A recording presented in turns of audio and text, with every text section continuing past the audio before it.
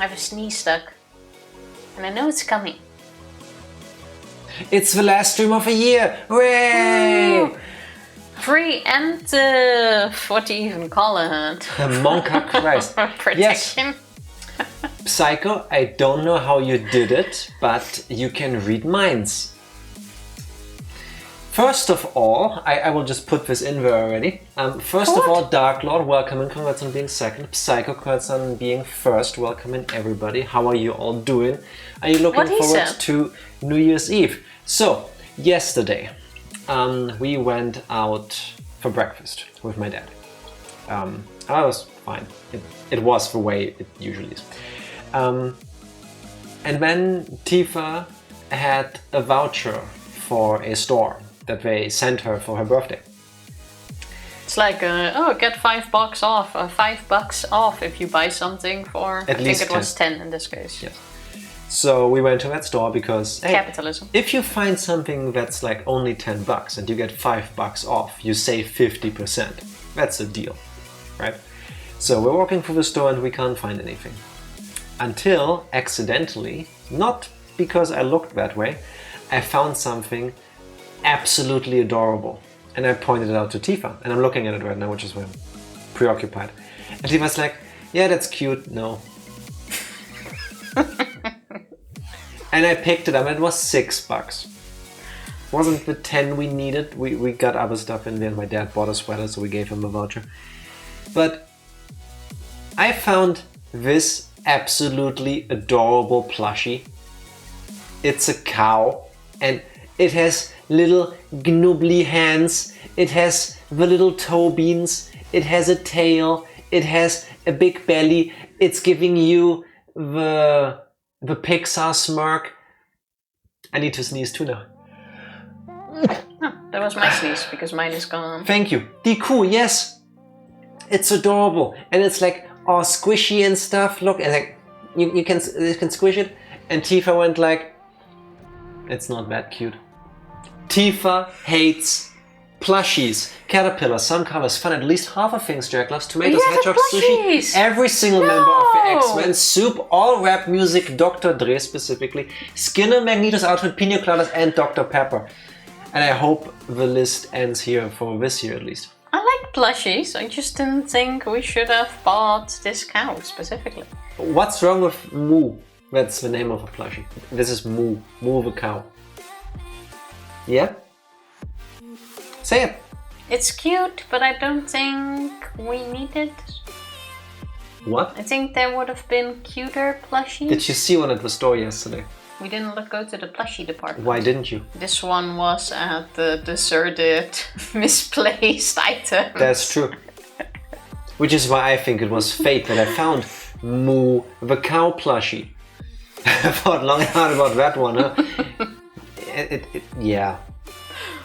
I think Moo is adorable and it's round and like, look, it's squishy. It's adorable. So now we bought Moo. It's not as cute as like, some plushies. Like, look at Bruce. Bruce is adorable. Like, if you see Bruce, that's a plushie. Like, you want to buy right away. Like, I didn't even doubt when I saw Bruce.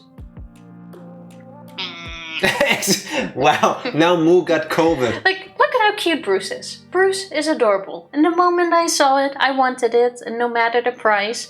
And with Moo, I was like, $6. $5.99. I'd pay $2. Wow. But for Bruce, is it because I would pay $30. Okay, so Tifa, what exactly is it you hate about Moo? Is it that Moo is a cow? That Moo is small? Cows are adorable. That Moo is round? Say it. No, I just think there might be better cow plushies. Also, if if these plushies are alive and we live in a Toy Story world, Bruce, I'm counting on you to protect me from that cow tonight.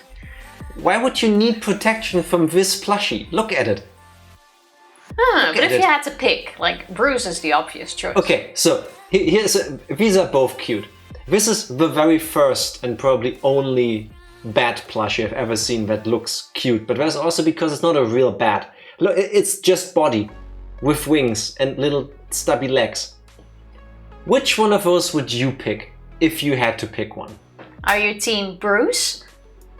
Are you team Moo?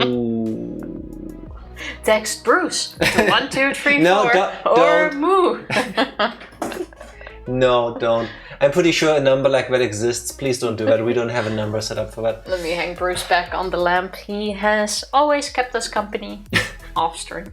What do you think it can do if everything is stubby? Dark Lord, that doesn't stop me from doing things. I'm also quite stubby. I think. So yeah, we got another plushie. Tifa, just say it reminds you of Whitney's milk tank to get rid of it. Oh my god. That's actually a good point. You know what's gonna happen now, right? Roll out! Can I make a flat-chested joke? Yes, you can. This one doesn't have an udder. This one is... yeah, it's just simplified cow plushie. For some reason, they never add udders to cow plushies. It's a gentle move. That is so adorable. Yes, it's a gentle move. Yes, it is. So it's a bull. Doesn't look like it. It has one tail, but that's one every cow has. Or every bull, cow, whatever. You ever seen bulls or cows with multiple tails? And you could tell which gender it was based on that. Tifa, if it looks like the cow has a tail at the bottom and one at the back, yeah, it's a man. It's a guy, cow. Bull, I think is the right word. I couldn't think of bull for some reason. Somehow that had to think. I had to think now of when we last went to the zoo. Yes. I don't remember what animal it was. Was that also a bull? Where I said it had 5 legs and you were all confused? Oh yeah, I think it was.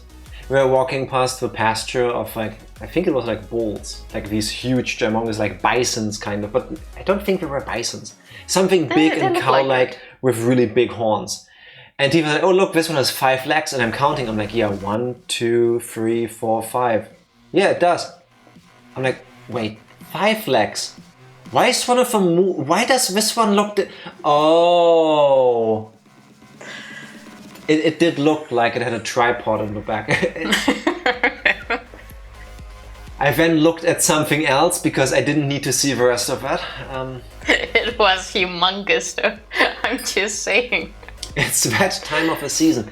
Yeah, possibly, yeah. It was still a bit warmer too. Possibly, like late summer, the heat horniness kicked in, I guess. Should go to the zoo again. We could. Maybe next week. I bought you an annual ticket, so we could. Maybe next week. Seems like a good plan. I don't know. On the 1st. I have a feeling they're closed on the 1st. We can look that up. That we can. Also, But yeah. oh my god! Oh What? my god, finally! Oh. I've wanted to talk about these on stream so often. But we've mentioned them once or twice before, but I never wanted to like get one because that felt kind of weird. It doesn't look like I'm holding something, but I do. So, A hair spider. Tifa and I have really long hair. Well, Tifa, you can't really tell because hers curls up. It's longer than it seems. Mine is longer, and I'm not gonna open that right now because it's annoying. A hair spider, yeah, that's what we call them. After every load of laundry we do, and occasionally still stuck in our hair, we find... It's just a hair knot. Wait, can you... There, you can see it in front of my hand. It's Tifa's hair knotted together, and sometimes you just find this in the laundry and sometimes it gets stuck on her. A pill. Is that what you call them in English? No. But especially with my hair getting longer and longer, and I'm shedding like a husky between seasons, usually. Yes. You can find enough of this stuff in our laundry load that you could, I think after 3-4 loads of doing the laundry, no, I said that 6 times now, it feels weird. You have enough hair to felt together a Jack or Tifa voodoo doll. And I've always Mostly Jack. Like, I'm getting bald, but I don't have that much hair compared to Jack. I think Jack has like 20 times my volume, and I don't even think I'm overreacting. And whenever you shower, you lose a puppy. There. It goes... It's not just the length. It's like the amount, the sheer amount of hair you have. And it is super thick. Yeah. And it is a lot. And I am jealous as fuck. It's soft. So if I sound jealous, it's because I am. It's layered. Apparently it is. Yeah, so much. It is now long enough to go beyond the nipplage. The threshold has been breached. I need to redo my hair. Cut it in our vacation in February. That's the plan. Oh yeah, is it still in February? Yeah. You were thinking of maybe moving it? I wasn't thinking of moving it, I was thinking of taking an extra week. Oh wow, okay. Wow. Well, we will tell you when we're gone, when we know when we're gone. I guess. And now, the thing is, I have to do this. Pull my hair forward a little bit, because otherwise it looks like I'm bald. I know, it just sits nicer, I think. There. Perfect. Ponytail issues. Welcome, thanks for coming to my TED Talk. Oh. Why did you now put the pill? Here. Oh, okay. Thought you just like threw it away. No, it gets stuck in your hair again. It's beautiful. Okay, I plugged it again. I'm leaving it here. Another thing. I've talked about before. I've gotten mad at it before. Now I'm at the stage of grief. I'm at acceptance already. I've spent the last few days off stream trying to find the source of a ticking noise. Are you still? No, because now it's been doing it like 10 times in a row. I found it. I found the source of the intermittent loud clicking. I thought we found it weeks ago already. No, but Jack somehow made it seem like a surprise today. No, today I found it because today I did the smart thing. I didn't think of it earlier. I just put my hands on the pipes when it happened. I just waited for a moment where it kept increasing in like interval, I guess. It's the pipes. It's the pipes and the floorboards, and there's nothing I can do about that. And I guess it's because we've got... Everyone act shocked. Insert shocked Pikachu.gif. Apparently we have new neighbors above, or they have a different, like... Hitzebedürfnis, as we would say in German. Which is funny that you can make a word out of that. A different need for heat. Because... this hasn't happened the last 4 years we've been streaming. It started happening when you wanted to turn on the heating in this house. That's true, and I stopped it. No, you only stopped it here, not in the other rooms. Yes, because we live in an old building, and if we don't keep the rooms above a certain temperature, we'll get mold. And I don't want that. Tifa's like, I'll fight the mold. I'll fisticuffs the mushrooms. I'm guarded with vinegar. Yeah. Fuck that. Yeah. I'd rather do that than turn on the heating high. That's how cheap I am. Yes, but I'd rather not have mold. The nice side effect of having the heating on just enough that we don't get mold in my house is that I can sit here in a t-shirt in the middle of December when it's freezing outside. Yeah, not you. You have no blood pressure. You are cold anyway. I don't know how you do that. No, my goosebumps are now actually gone already. You're welcome. It's okay in this room. Tifa is trying to say is, thank you, Jack, for turning the heating on like this. You're welcome, Tifa. Isn't it off here? As she turns away. Yes. In here it is, because everybody else around us has their heating on full blast. So it's so warm in here. I can sit here. Tifa hates heating. Yes. Yes. Tifa hates turning on the heating. No. Tifa hates heating. No, only turning it on. No.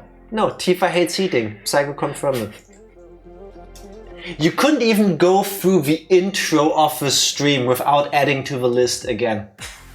Tifa hates a lot of things like heating, plushies, caterpillars, some covers, fun, at least half the things I love, tomatoes, hedgehog, sushi, every single member of the X-Men, soup, all rap music, Dr. Dre, Skinner, Manito's outfit, Pina Coladas, Dr. Pepper. You really have to read it out every single time, right? Yeah, legally I have to. There's a law somewhere in Germany that states that I have to do it. Yeah. Can we at least make the list accurate? We can leave heating on. No, Tifa, stop. We can leave fun on. No. The list At least is half the accurate. things Jack loves. Tomatoes. The list is accurate. Don't fight it. You only make it worse. Fine. Oh, but you know what I do not hate?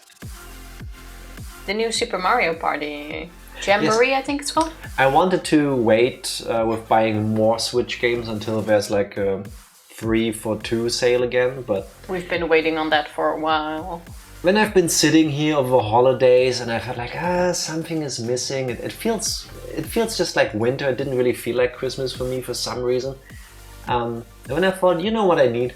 You know what I absolutely need? Chaos. Like more than usual. And I need the new Mario Party. So yesterday we got the new one, Super Mario Party Jamboree. It's really good. It is better than the other ones combined, I want to say. It's like they just took Super Mario Party Superstar, I think it was called? The previous one. The previous one. They just took that and made a version 2.0 out of it. It's the same game but improved in basically every regard. They give Other you a maps, kind of, other mini games. yeah, but improved. They're all streamlined, they're all fun, and not like streamlined, like sterile and unfun, but like, yeah, somebody looked at the previous game and thought, what can we improve? And then we did that. Yeah. And it's like, They added a lot of cool things. You can now play online as well. You have like 2 different modes you can play. yeah, You have like the normal party mode that everyone knows, and you also have like a different rule set. Pro mode, which I still need to check out, but I haven't yet. Like, so you can play online. I think the extra mini games, like not the mini games that you can also play during Mario Party, but the actual mini games, like separate games you can play next to Mario there's Party. like extra modes. One is based on like pretty physics puzzles, which is really cool. We played through that yesterday, but wrecked our brains. There's one where you go to like a flight school, so you with a Joy-Con, that one sucks. you have to. It's amazing. You have to T-pose and then like move around like you're flying because that translates to the game. It's amazing. It's such a shoulder workout.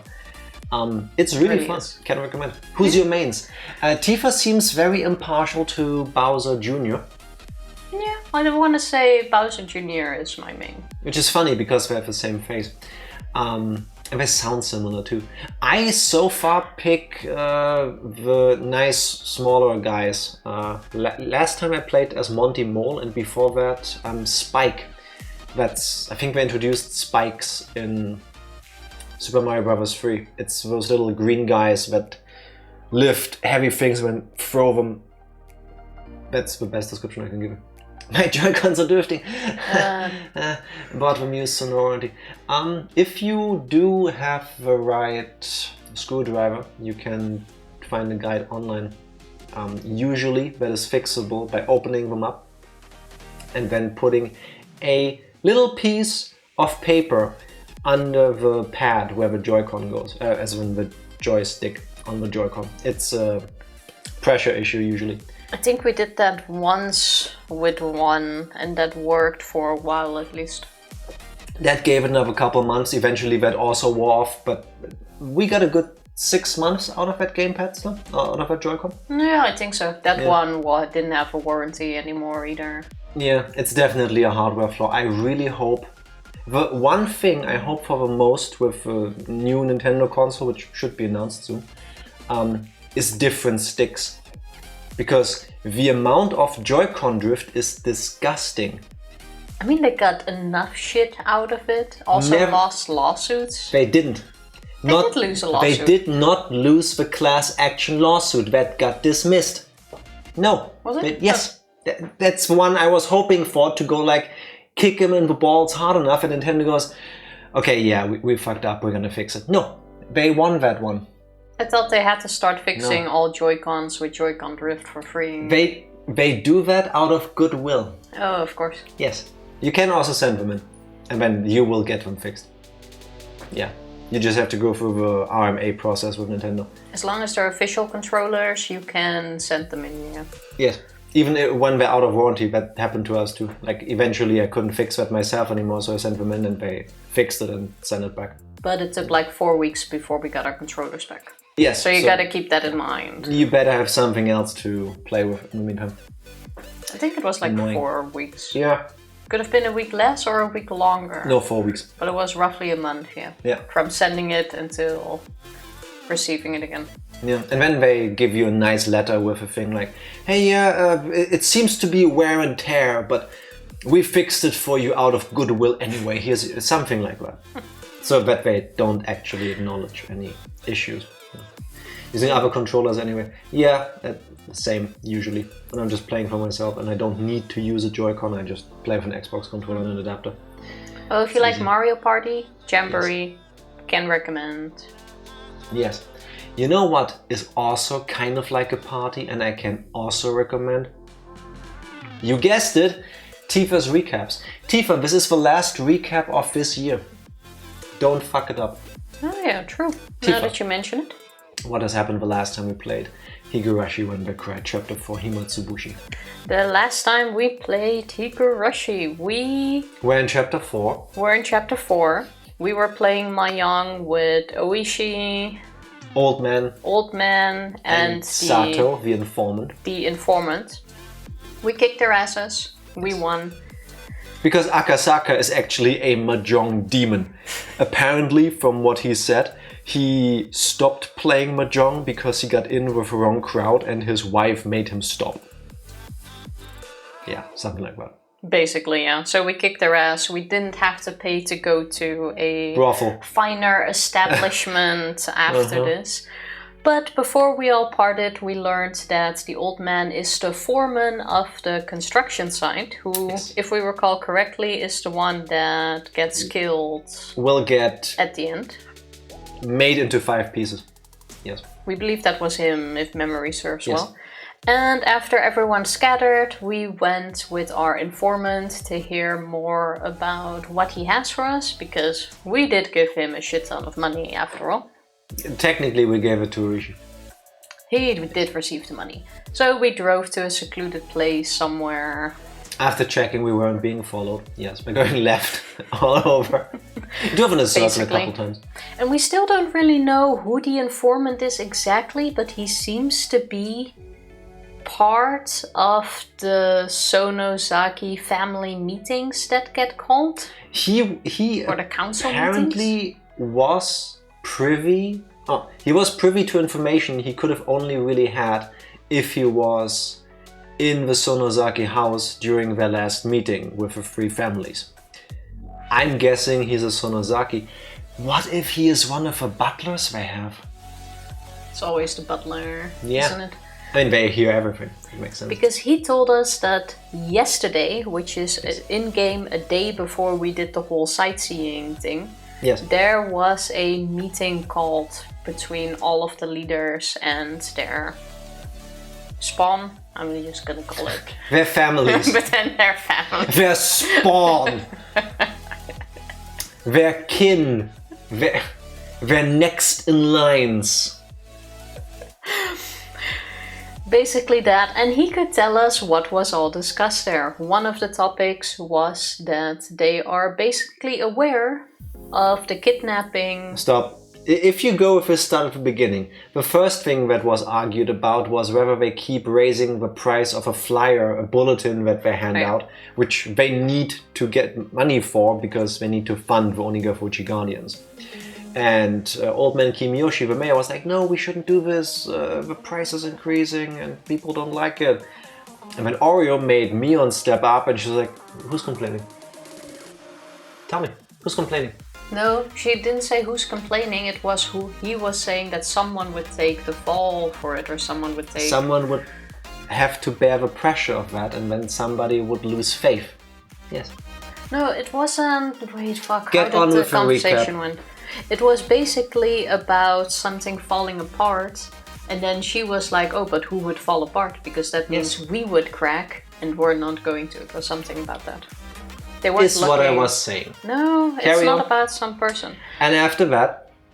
And after that, we learned that they know about the kidnapping of the minister's grandson.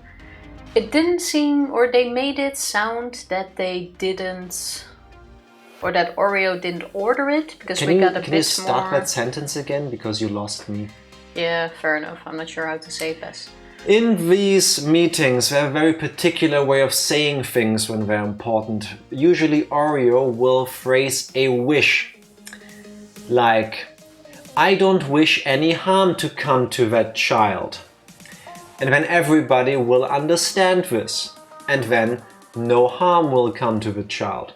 Similarly, if Oreo were to wish for something to happen, then by sheer happenstance, somehow that thing would happen. That way, she and everybody else in the room have plausible deniability. But what is ushered in as a wish by Oreo will eventually happen. Anyway, she wished for the kidnapping, effectively. Yeah, so they do have information about it, which is odd because it's top secret, so they do have some sort of ins and outs, but we don't 100% know yet if they are completely involved, because that wasn't said. The tips make it seem like that. The tips definitely make it seem like that, but there was nothing that confirms it 100%, Yes. which kind of makes me start to seem like they didn't start the kidnapping, but they became involved afterwards. 100% the Sonozakis are behind this. Trust me. Oreo apparently got the request to hide the boy somewhere on their lands. A comment was made about that she wouldn't mind hiding him somewhere with them, which is what makes me believe that is the case. I don't recall that word, but it doesn't matter. Carry on. It doesn't really matter, that is true for now. And what was the last? Oh, and we learned that they are aware that someone from the... Not just somebody. Mion's and Shion's dad, the Yakuza bigwig, was like, fresh meat has been brought in from the security police, the Metropolitan Public Safety Department, the CIA people that Akasaka is part of. And they kept really reusing the phrase fresh meat. Oh, fresh meat. Yes, fresh meat. Apparently, it's like a pun between like novice and freshly cooked rice or something like that in Japanese. But with fresh meat, fresh meat, fresh meat. It was awkward fresh meat. Because Rika went gone like, oh, how fresh? Is it tender? Is it tasty? And it's like it sort of missed. Yeah, it seemed very cannibalism to me, which I'm used to at this point. Rika bears more words, or deserves more words to be said, because with all of these people there, the Sonozakis, the Kimiyoshis, and some other people that weren't discussed, Rika was also there together with her family. But while everybody was sitting on their knees in reverence of Oreo, Rika was just walking around, doodling on the ground with a pen and some paper, and even using Oreo's futon to keep her feet warm. And she didn't listen to anything until the conversation went to the part of the fresh meat coming in. So Rika knew that a stranger would come to town, most likely to investigate. That is the funny thing, our cover was basically blown before it even got started. there. Yeah. And now everything kind of makes sense, because now everything we did yesterday feels like a setup. Like Yes. Rika was waiting at the bus stop where we were supposed to meet. Then we went on the whole tour together. They met the family. Like, obviously, they know. Oreo made it clear that no harm shall befall the fresh meat, unless he digs around too much, then he shall be dealt with swiftly. But someone in the nearby villages also did some digging around and found a wallet that they handed in at the police station. After Allegedly. we were done with our talk with Mr. Informant, he dropped us off, and Ooishi called us that he has something important to show us, so we took a taxi to the police station. Next morning, I think. No, that was still the same day. No, next morning. Was it? Yeah. Oh, well, doesn't matter. So we went to the police station. Ooishi showed us the wallet, which has the name of our missing grandson Tanuki something on it. Yeah. And it was found in a few villages further from Hinamizawa that is basically abandoned. Yeah, it used to be this residential area, but all of it has been abandoned, and there's only like one road leading into that area. But nobody lives there anymore, it's all desolate and stuff. which seems like the perfect place to set up a trap and to hide a kidnapped kid. That's just me though. We had a little scene where we confirmed that the wallet actually did belong to the grandson because, oh no, it absolutely can't be and we can't believe it and blah blah blah. Akasaka tried really hard for it not to be the wallet of the missing kid, but It was a bit weird. yeah, it was. We also called it in to our station, to our boss, who will send reinforcements soon to come help us out. And in the meantime, we will check the site of where the wallet was found. We have asked Ooishi to come with us. We are gearing up in stab-proof vests. Yes, that's what we're wearing right now, together with Ooishi. And Ooishi will bring us there. That's where we saved. See, great recap.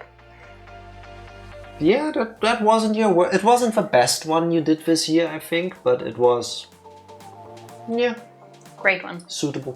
What do you think, Moo? 6 out of 10. Oh, I'll take it.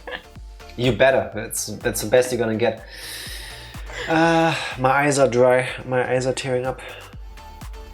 Maybe it's because this is the last stream this year, but I'm crying. So, I miss you all. Until next week. It kinda all feels like a trap.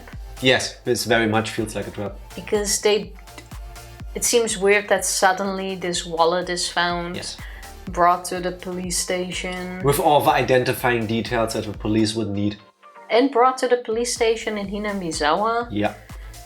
Which is several villages away. Yeah. Which means someone went out of their way to go there, drop it off. And how would the kid lose the wallet there? Because the kid was kidnapped back in Tokyo and then spent the rest of the time in the trunk.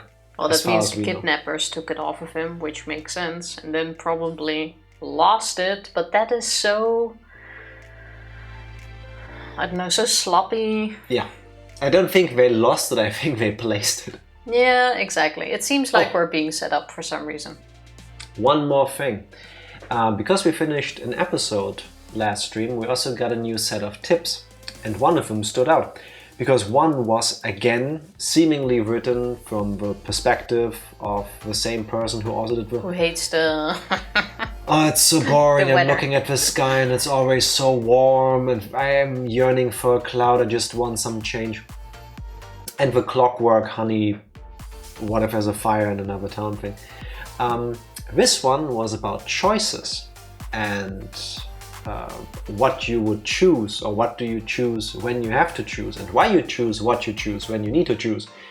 Eventually, we, for the first time in all of Higurashi, had to make a choice. The game suddenly became interactive. Which is only because of a mod we installed, by the way. That's not in the normal Higurashi. Potentially. Not potentially, that's the case. I wouldn't know, I haven't played without the mod. We had to choose between a red box and a blue box. And then we first went with a blue box because Tifa chose that. And we got a piece of gum. And then we got a whole lesson about, yeah, and you know, now how do you deal with this? And then you just put the gum in your mouth and you're happy that now you have a piece of gum. And I was like, wait, I couldn't save during the choice. The game locks you out of saving to make both choices at the same time. So we went back because, hey, this is just a tip, right? It's just a tip. And now I just choose the other thing and then let's see if it's the same thing. That tip was so long-winded. And the text was all the same up until the choice, and then we picked the other box and we got a piece of caramel. That was great, and then it seemed like normal conversation, or normal for this kind of writing tip kept going. But then the tip suddenly went, yeah, and now you went back and made the other choice to find out which one was better, didn't you? The game knows. The game knows that we went back and made the other choice before, apparently. And I think I hate that. I still hate that. Why do games know when I did a thing? Because that's a safe moment. I don't care. You've done this, then that. No, I don't care. I find it... I understand how it works, I understand how you can program this, but I find it so creepy when the game goes, caught you. It's like, no, how? I like it a bit more in like, what was it? No spoilers. No, yeah. No, yeah, don't. No, true. I'm not saying it. In other games we have played that also did that. And if you want to find out which ones, well, you just have to, I guess, watch every single YouTube video we have uploaded. I won't say anything about that, but I really disliked that tip. Because it just went on, and there was Tifa no also end. hates tips. I hate tips if it doesn't seem to go anywhere, and it's like, oh, which box will you open? And it's like, yeah, the blue one. Oh, you're not sure which one to open. Yeah, the blue one. Oh, but now you're starting to doubt. And what if it's this? And what if it's that? I was actually doubting, so the text was spot on for me. Yeah, no. It took like what felt like 15 minutes when the choice was already made. There's no... Just pick one. I have go into the whole psychology thing behind it. I'm beginning to have a feeling when we're done with Higurashi, Tifa and I will have had a very different experience. No, Tifa, every single word matters. Yeah, they do. I'm sure it does, but that doesn't take away the feeling of just get over it sometimes. Yeah, why don't you just... Why many words when little words work? Why don't we just skip to the end of episode 8, right? Just tell us, just give us the answers. We don't care about the way we got there. Tifa, are you ready to Higo some Rashis? I am ready. Ta-da! Oh, his name was Toshiki Inukai, not Tanuki something. Oh wait, Tanukis are those raccoon bears thingies, right? I believe so, the red ones, no? I don't think they're red. No? I don't know. That's the thing Mario turns into. Doesn't he turn into a red one? No. You're thinking... Is it just red? The Disney movie. Tanuki. Oh my god, Tifa is spoiling Tanukis for me. Animal. They are not red. Oh no. It's a raccoon dog. Oh, yeah, that's so cute. It looks like a really chunky raccoon. It's adorable. So cute. Also, apparently they have really big balls. What? Yeah. How do you get to that? I don't know, but I read that once. I see you're looking at the statue of someone rubbing the balls of... That's a YouTube thumbnail, apparently. It's the second picture. Tifa ain't seen Pom Poko. Never. Pom Poko. The 1994 movie about... Oh, I have seen that one. I think. I don't recall anything about it though. Don't think I've seen that. That looks slightly creepy. Oh, I'm gonna keep this open. Studio Ghibli. I might have seen that. Thank you very much. Now Tifa has something to watch in the next few days. Keeping that open, thank you. You ready? I'm ready. Who was this again, by the way? I think Akasaka. His name was Toshiki Inukai. The grandson of a minister of construction, Inukai. Oh yeah, it was the kid's name. Who else? That's what I asked. Who is that guy again? Oh. You're like Akasaka. I completely misunderstood your question, sorry. There was only one reason for him being here. If you didn't include gym or art class, his grades were above average. That was the result of having private tutoring sessions twice a week. If you omitted the fact that he still couldn't do pull-ups, there wasn't much else that would make him hate school. Wait, what? I can't do a single pull-up, I think. I'm working my way towards that. That's one of the reasons why I go to the gym. But, alright. Is that a normal thing that you have to do like regularly in school in Japan? Of course, he understood full well that his grandfather was a cabinet minister. But he also knew that not too many people were that interested in their relationship. He didn't like to go out of his way to bring up his grandfather or to call him the Minister of Construction. And finally, he at least tried to know a little more about what kind of work the Minister of Construction did than your average Joe. What that entailed was that when you tried your best to make life better for the masses, sometimes you made a few enemies. He knew that all too well from the time he'd spent as class representative. His grandfather had many enemies. He knew that he might personally catch some of that fallout, so he had to be twice as cautious. He was taught that by his parents. I thought Toshiki is like 8 or 9. He's young, yeah. Because that... I don't know, I don't think as like a 10-year-old I would have understood the gravity of being related to a minister. You know? I think at 10 you absolutely would. Or at 8 or 9. No, you could tell me, hey, your grandfather is important, but I'd be like, okay, cool. No, at that age, I think you would know, sort of. I mean, you already know pop stars, artists, actors. Like, you can... Yeah, but I don't think I fully grasped the concept of somebody being hated for that. You know? Like, at least at that age, I didn't think like that. But he's about 8 or 9. Yeah, that's what I was getting, but apparently he is far more mature than I was at that age. That's why the moment he was kidnapped, he instantly knew that this was one of those occasions. He understood that he wasn't being treated as Toshiki Inukai, the person, but rather as Toshiki Inukai, the grandson of the Minister of Construction. That he wasn't personally at fault, but that this was the result of some unavoidable trouble with his grandfather's work. It made little difference, but when he realized it wasn't because of anything he did, he was able to relax, if only a little. Of course, at first he was struck with a terror befitting his age, wondering what was going to happen to him. But after a while of being tied up and only able to stay lying down, he began to ponder a great many things. First, he thought about the reason he was being abducted like this. He understood the answer to that easily. He was taken hostage to coerce his grandfather, the minister. There was no doubt about that. He didn't know exactly what the Minister of Construction did, but it was easy to imagine that there was much to be gained from threatening him. He respected his grandfather more than most. He earnestly believed that his own grandfather was within the top 20 of the most important people in Japan. That was exactly why he wouldn't forgive anybody who tried to threaten his beloved grandfather. More importantly, he wouldn't forgive anybody who would use him as a tool to threaten his grandfather. His grandfather was really busy and rarely had time to meet with relatives. That's why, with what little time he did manage to scrape together, he just dropped by unannounced. And as an apology for not being able to meet during New Year's or summer vacation, he doted on his grandson very, very much. The number of times that Toshiki was looked upon with disregard just because his grandfather was a politician and a minister certainly weren't few. But he never thought even once that he wanted his grandfather to quit being a politician.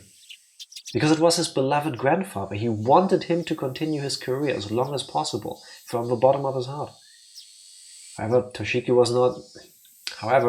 was now being held hostage and his grandfather was being threatened. His grandfather, who called him the apple of his eye, was surely suffering. He might do anything to save his grandson, maybe even putting aside his ideology if it was required to save his grandson. He might cave into the culprit's demands if it meant saving his grandson. When Toshiki thought about that, an inexplicable anger welled up within him. In his current situation, he was unable to forgive the cowards who would make his beloved grandfather suffer by using such dastardly means. That feeling swelled up inside of him, displacing the fear. What he thought of first was something any boy would imagine. I was gonna say get up and beat them up, and yes, exactly that. Get out of these bonds, beat up the bad guys, then hand him over to the police. Images of all the brave heroes from all the manga he had read passed through the back of his mind. In his imaginary scenario, he slipped his bonds easily, floating like a butterfly to evade his captors, then stinging like a bee to bring them all down. Muhammad Ali reference. Sting like a butterfly? Oh, float like a butterfly, sting float like a bee. A butterfly, sting like a bee. If your butterflies sting you, you really fucked up. It takes a lot to make a butterfly mad enough to hurt you. Evolution. You know, they really do need that. They need to make butterflies with stingers. Nature, get on them. Imagine them. Oh, with like super sharp wings that can give you razor cuts. That can give you paper cuts when they fly past you. Okay, no stinger, but razor sharp wings. That's messed up. Imagine, picture this. It's a late day. It's a late spring day. It's beginning to get summer. It's getting warmer. You're on your bike or you're jogging outside. You're doing whatever. There's a little bit of motion going on, right? You're probably cycling. You're cycling just around, I don't know, the local park. You want to get some movement in because you know the winter has been long and dark and you just want to enjoy spring and the nice weather. And you're just cycling around, taking in the scenery, and suddenly you feel this slight burn at your throat. And so maybe you stop, or maybe you just touch your throat, and then you realize there's pain, and then you check your finger, and suddenly your vision goes sideways. What has happened was one of Tifa's murder butterflies flew past you, cut your head clean off, and it is now going sailing to the side while your body hasn't even realized yet. So the rest of your body just like kicks the bike a few more times and then just falls over to the side. Every mafia family now has a butterfly garden. Yes. Where they will just push you in, covered in honey. Yeah. And then they harvest the butterfly wings and then they make them into weaponry. Interesting. The new ninja movies will be all completely different. Sort of like throwing these like daggers was kunai, or was like round ninja shuriken thingies. It's gonna be butterfly wings. I'm finding there's no stinging butterfly, but there are caterpillars that do. Okay, I didn't know that. Well, they should keep that. Well, I think we've seen a caterpillar with like a stinger before. I don't recall. There was a common idea in Japan of poisonous moths. This might have been invented by Kamen Rider. During June 1983, the newest one would be the direct sequel, Kamen Rider V3. The more you know. I drink to it. Well, I would rather not die a paper cut death by butterflies. Don't worry, it's like a guillotine. It's instant decapitation. These butterflies really hate people for some reason. That's kind of worse. And yes. That sounds like that type of butterfly would only live in Australia. Maybe it does. In Australia, everything wants to kill you. In the end, it was nothing more than his silly little fantasy, but with his vision obstructed and unable. I'm still thinking about the murder butterflies in Australia, I'm sorry. In the end, it was nothing more than his silly little fantasy, but with his vision obstructed and unable to see anything, it was something that he could get into more than any time at the moment. More than any anime at the moment. In actuality, he was enjoying those little scenarios in his head for the long period of time he was tied up. His captors hadn't really done anything to him that they would feel sorry for. However, eventually he began to grow tired of his fantasies and more realistic scenarios began to run through his head. It was then he realized that none of them were a solution. Yes, he wanted to do something for his grandfather who was being threatened, but he was being held here to inflict pain on his grandfather was the thing that he could least forgive and also the most vexing. And then he noticed. There was a much simpler way he could save his grandfather without having to beat up his despicable captors. That was to remove himself as a hostage from the hands of these villains. Why do I think this is gonna go really wrong?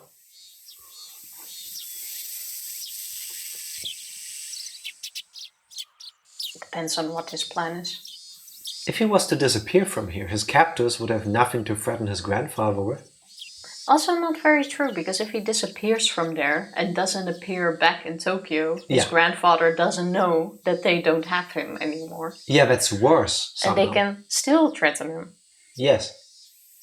And I don't think an 8 or 9-year-old boy should be out alone in the wilderness, because this is not the Pokemon world where this is fine. The captors had restrained him, but they didn't treat him roughly, and they made sure he was fed well enough. Meaning, at most, he was nothing more than the means for their threat. They weren't looking to bully or kill him out of spite. If he behaved, no ill would befall him. Realizing that gave him a strong sense of courage. And carrying his train of thought this far, he let it run its course to its natural conclusion. Right now, at this moment, Toshiki Inukai had decided to escape. His ears had been stuffed with a sponge-like material acting as a makeshift earplug. However, they didn't actually do much to block out any sound and he could overhear everything his captors were saying. Realizing that this was to his advantage, even when his captors spoke to him, he acted like he couldn't hear them due to the earplugs. Genius. Smart thinking. His captors, thinking that he couldn't hear the conversation, talked about all sorts of things without any reservations. Thanks to that, he was able to obtain various pieces of information. First off, this was in Tokyo. It seemed that this was quite a distance away, and on top of that, in the countryside, nestled deep in the mountains. It also seemed that his captors were inconvenienced. I didn't expect that word there.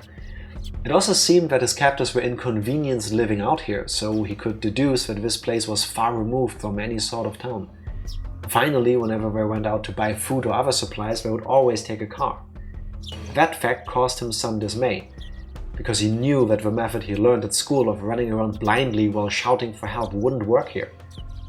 He paused his little mental escape scenario there. His ultimate goal was to find somebody who would help him. If somebody who fit that description wasn't close by, his chances of escaping successfully grew slim. A desolate, far-off land deep in the mountains. A place where you couldn't even go shopping without using a car. In this situation, escaping would be very difficult. He also just conveniently described, I want to say like 80% of rural Germany. Rural everything, kind of. Yeah. That's why it's rural. Rural. Are you okay, Scooby? Rural. Such a weird word. Yes, it is. No, there's this, I guess, recurring issue sometimes it's made fun of, that unless you live in a city in Germany, good luck having public transport. Like, if you live outside of a city, usually, unfortunately, it's like there's one bus and the bus comes twice. In the morning, it goes from your town to the city, and then in the evening from the city back to your town. Maybe if you're lucky, there's a second bus throughout the day. But it's not convenient, I can tell you that. He grew depressed, and after a little while he returned to his original scenario. Imagining becoming a hero like in the manga he read and beating down his captors became his respite. However, as he played those delusions out in his head, his heart, hating to surrender, continued to search for a way to escape. And then he thought of a way. If a goal was far away, then all he had to do was to get closer. His goal in a nutshell was to find somebody who would help him. In other words, somebody other than his captors. If he faked being sick, then his captors would have to take him to the hospital or bring a doctor to him. They would probably be reluctant to do that, but he already knew that the hostage was more important than anything. In the off chance that something happened, like him dying occurred, they wouldn't be able to threaten anybody anymore. Wait. In the off chance that something happened occurred. Oh, okay, yeah, no, it's a strange way to phrase that, to me at least. Luckily, he had an experience that would help him fake serious illness. At the end of last year, he was inadvertently involved in a car accident and had to undergo surgery. The scar for... I need to look at Move for a moment. There is something about the writing in the later chapters of Higurashi that doesn't agree with my eyes. It's not my fault, it's never my fault. The scar from that surgery was still clearly visible on his lower torso. He recalled the pain and suffering from that time. The existence of that experience would make a huge impact on the realism of his performance. He was quite confident in his ability to fake an illness. You can be the little boy. You have little boy. This, funnily enough, same sound, Tifa, Monday mornings.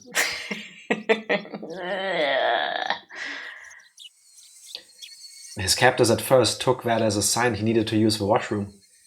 Untying only his arms, they tried to bring him there while he was still blindfolded. But he didn't try to get up. His hands, now free, only clutched at his abdomen as he writhed in agony. Hey, what's wrong? Is his stomach hurt?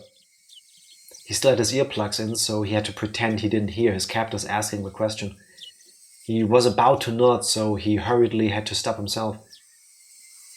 What's the matter? That's my favorite kidnapper. Yeah, the kid's clutching at his stomach. Must be a stomach ache or something. His captors look down on his suffering from a bit. His captors look down on his suffering form for a bit. Who speaks like this? I've been wondering that this entire chapter. There's this famous interview that I sometimes recall in moments like this. It's with Harrison Ford and they talk about Star Wars, where he recalls a time where he went to George Lucas and he went like, George, you can write lines like this, but you can't fucking say them. I guess that's why it's a visual novel, not a visual audiobook. Huh? One of them proposed a course of action, while another laid his doubts that Toshiki might be faking it. Was wrong, boy. Your tummy hurt? His ears are plugged, so he can't hear you. Well, that's a problem. Do we got any medicine that works on stomach pain? Might want to go to the pharmacy and buy some. When it comes to stomach pain, there's a bunch of different meds, isn't there? As long as we don't know the cause, we shouldn't just buy any old medicine. Yes, holding his stomach. Maybe he's just constipated. If you buy him some medicine for that, maybe that will calm down. It won't kill him if we're wrong either. Just make him shit himself. Just gently press down on his stomach, Lead it out. Massage it out. Don't decide something like that on your own. Might be appendicitis or something. My uncle suddenly got it a while ago. That was pretty scary. One of the captors leaned over beside the boy who was bent over in agony. I feel sorry for the kid. Oh, his whole body's covered in sweat. Is it your stomach? Does it hurt? Hey, if it hurts, you shouldn't clutch it so tightly. It'll only make it worse. Realizing that his captors were concerned about his stomach, he inadvertently let his shirt right up, letting the scar from the surgery come into plain view. His vision was still obscured by packing tape, so he couldn't see the reaction to his scar. But his captors were taken aback, and judging from the momentary silence, he had obtained the reaction he was looking for. Hey, this is bad. This scar, it's not that old. Does the boy have a fever? There a thermometer around? This one for in your butt. Oh my god. Oh my. Might help with constipation too. Yeah, I don't know. In a lot of movies, like growing up, I've had a bunch of fevers as a child. And we had a thermometer. Also, why do I say thermometer and you say thermometer? Because I think yours is technically more valid, but I've only ever heard thermometer. Well, the Dutch word is thermometer. Yeah, same in German. So that's what I'm more basing it on. Yeah. There's no logic behind how I pronounce things. But the one we had, we put into my armpit and then we waited. And it was pretty accurate at telling whether I had a fever or not, trust me. I can confirm, because when it said I had a fever, I had a fever. So I never understood the need to go, well, bend over. Is that more accurate? I'm sure there's a reason for it. Tifa, I beg you, no. Why do you put it in your butt, not under your tongue? And under your butt. Did you sit on it? Your booty. A temperature taken in the rectum is the closest way to finding your body's true temperature. Rectal temperatures run higher than those taken in the mouth or armpit because the rectum is warmer. The normal rectal temperature of a child is between 97 and 100 degrees Fahrenheit, 36 to 37.7 degrees Celsius. You know, I left out that line because I don't need to know. Go all the way, Tifa. But that is not the point. That's not the point. No, this is also gonna be important in the game in a moment. I suddenly have this Dr. Dolittle scene in my with head. Yes, Like, oh, it's gonna be gone. Yeah, it's gonna be gone. It's gonna be gone. No. Yeah.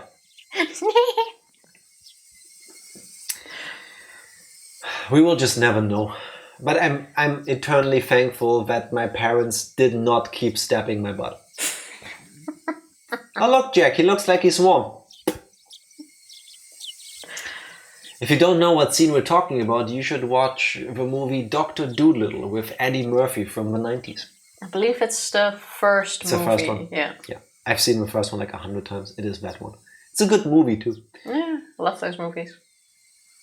No way we have one, but that's a lot of sweat.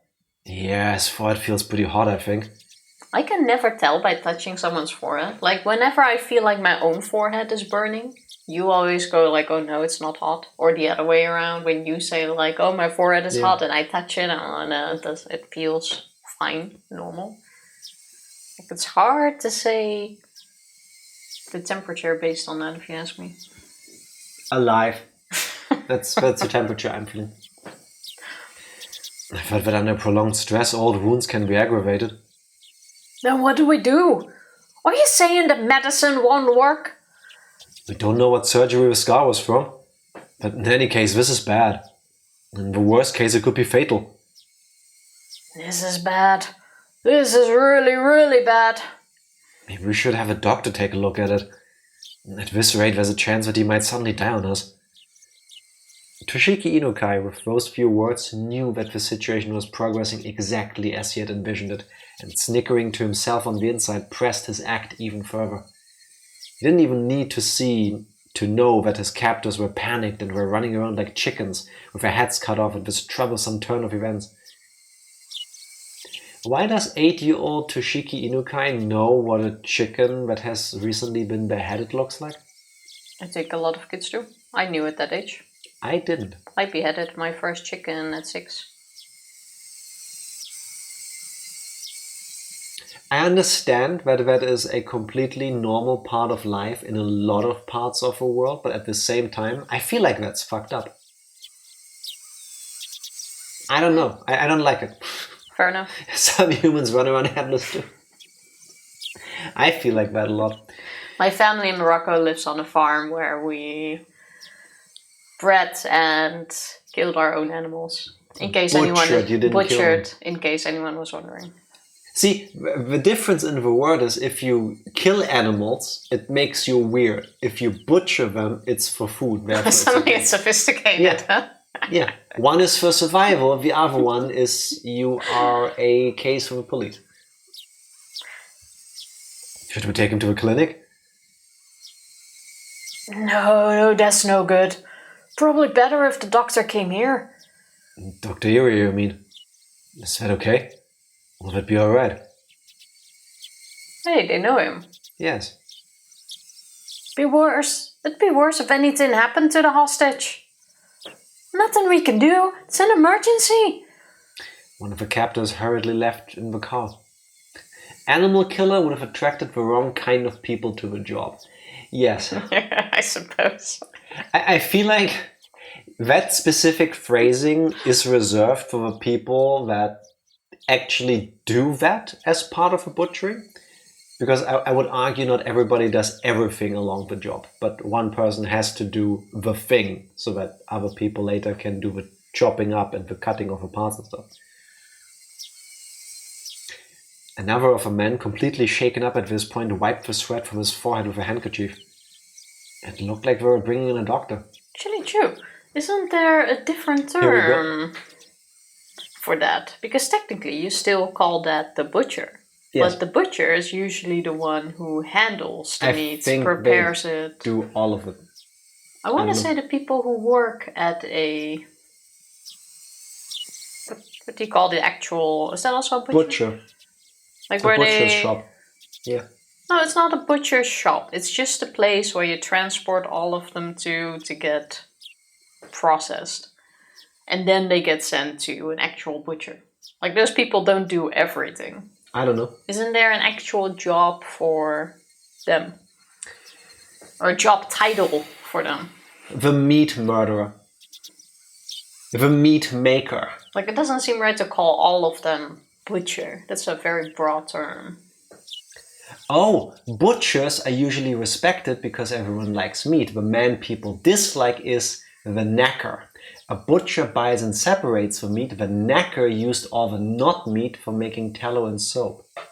Oh, but Which one is the one that ends the animal's life? Also, I didn't know that was called the necker. I didn't even know that was a separate thing. I thought that all happened at a butcher. Usually butchers buy their meat pre-killed. Yeah, exactly. So what is the job title? Animal killer. See, Psycho, there is a job for that. It's just not a butcher. I never thought of it, but that has to be its own job title. Animal killer. Because those aren't the people that also handle the meat. Fonk. I should ask my mom. I know she worked at a... Animal killer? Butchery? What's the name? A butcher. No, you have a butcher. And you have a... We call them the slaughterhouse. Slaughterhouse, yes. You have a slaughterhouse and we call a slaughterhouse. What's the word for that? No, I was looking for the word for slaughterhouse. What are the people in this? What's the job title of the people in the slaughterhouse? And the butcher is in a butchery. Butcher's shop. Did your mother spread so much joy that she brought the laughter to the slaughterhouse? Because you cannot spell slaughter without the same letters as laughter. Sorry. I'd say people would call it an abattoir technician or a slaughterhouse worker. Abattoir technician. It sounds so fancy. It kind of does. Oh, I'm an abattoir technician. The problem with that word is, if I'm not educated clearly, but if somebody told me I'm an abattoir technician, I would think they are a fancy plumber. Because, I don't know, for some reason that just evokes that feeling in me. Yeah, that sounds fancy as fuck.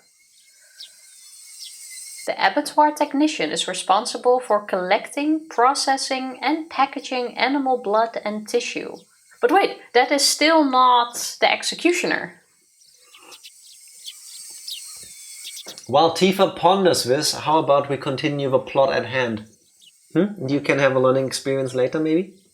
I just never stood still at this. And I think this is the moment where you shouldn't do that either. Fair enough. How did we get to that again? I don't know. Your mind. What a detour. Yeah, it's... Oh, Jack, why did it take you... Oh, does some humans run around headless? Yeah, Psycho caused it, of course.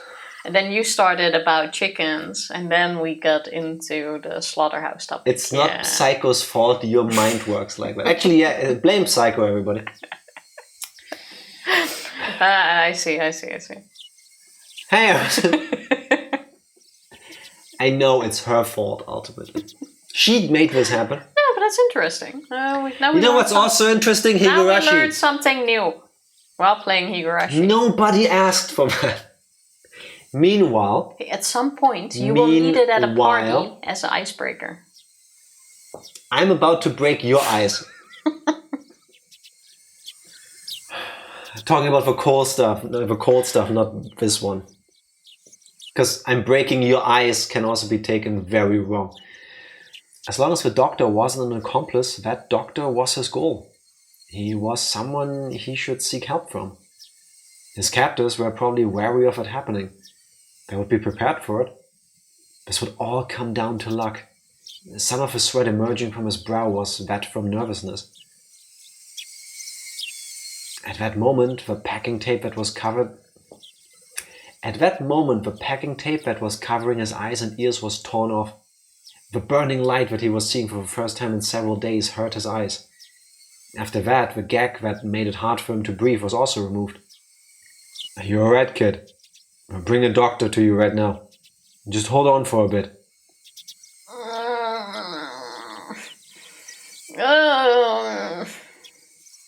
The doctor was coming. Now, how was he going to ask for help, and how was he going to get away from his captors? A plethora of thoughts began swirling through his mind. I think you know this already, but don't say anything unnecessary to the doctor. We don't want to hurt you or anything. You understand that, right? Toshiki Inukai nodded while feigning pain and obedience. His expectations and the enemy's expectations. Whether they doubted he was faking his illness or not, they knew what his goal was. They knew what his goal was and would try to stop it. His stomach contracted from the stress of his gambit, making it seem like his stomach really was starting to hurt. No, it really was. But there was no reason to panic. If he failed with his approach to the doctor, there was nothing to lose. If there was something to lose, it was this method of faking illness to get in touch with a doctor. If he could think of other methods from here on out, it wasn't much. But at the present, this was the easiest and most dramatic way he could think of. The more he thought about it, the more it looked like this was his first and last gambit. Eventually, he heard the sound of a car approaching once again. The sound of a car doors being hurriedly opened and shut. The sounds of several footsteps approaching. A young man in a white medical coat. Before you continue, is he in on it? Yes or no? No, he isn't. Obviously, he is close to Oreo. Yeah. He treats everybody, he's a doctor. He swore an oath, remember? Yeah, but that doesn't mean he can't be in on the whole kidnapping plot. Which means if he's going to ask for help, there's no point. Does Oreo know about the kidnapping or does he not know? I'm a doctor, not an escalator. What? I don't know. I do not know, Tito. As he acknowledged the boy, a suspicious look showed itself on his face. Who's he? He's not one of the kids from the village, is he? The captors didn't respond. From the looks of it, the young doctor had realized that this was an abnormal situation. One of the captors talked threateningly. That's got nothing to do with you, Doc. For a while, the doctor and the captors silently glared at one another. However, unable to stand the sight of a boy continuing to suffer, the doctor, as the captors had hoped, didn't press any further. I'm concerned about this old surgical scar. What kind of operation was it? We don't know. I should really bring him back to the clinic. Doc, we really can't really do that. Who talks like that? He does. We really can't, really? The doctor said he wanted to bring the boy back to the clinic, but the captors simply silently shook their heads at the notion. It was a fleeting hope, but it was only natural that the captors would refuse. At that moment, his eyes met with the doctor's. Seeing that the boy's painful state was abnormal, the doctor suspected it was a serious illness. Are you alright? I'm a doctor. When was the surgical scar from?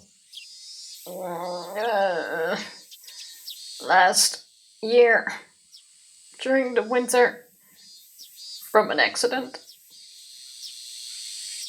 An accident? I see. This is a problem. He couldn't let the doctor figure out that he was faking it here. He had to somehow figure out some way to keep this going and tell the doctor that he was being confined and needed help. Just say it in Latin. Every doctor understands Latin to some degree. I'm going to touch the affected area, okay? If it hurts, tell me where.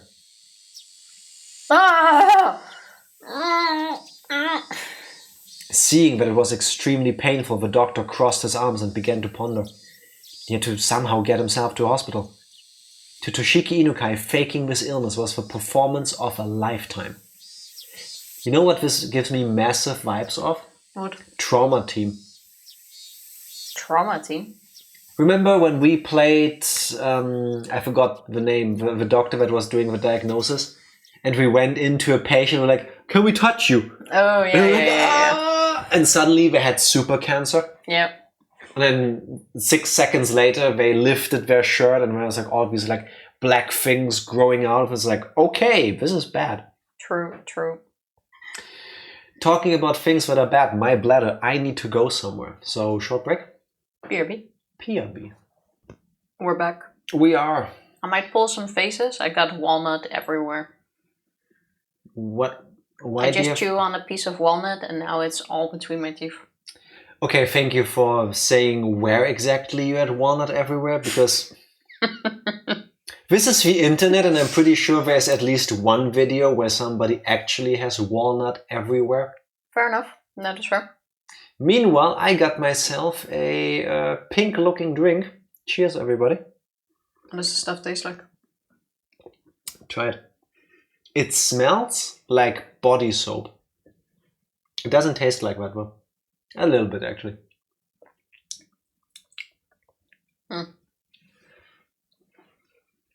Cheers, Not the Emma. worst, but... It's one of those vitamin tablets that you throw into some water. Because drinking on my job. Yes. This is 50% of your daily zinc intake and 375% of vitamin C. Because I didn't really eat balanced today, and I know I didn't get enough zinc, so I need it.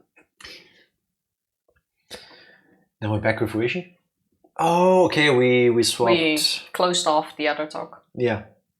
I saw the scene transition, but somehow it didn't click.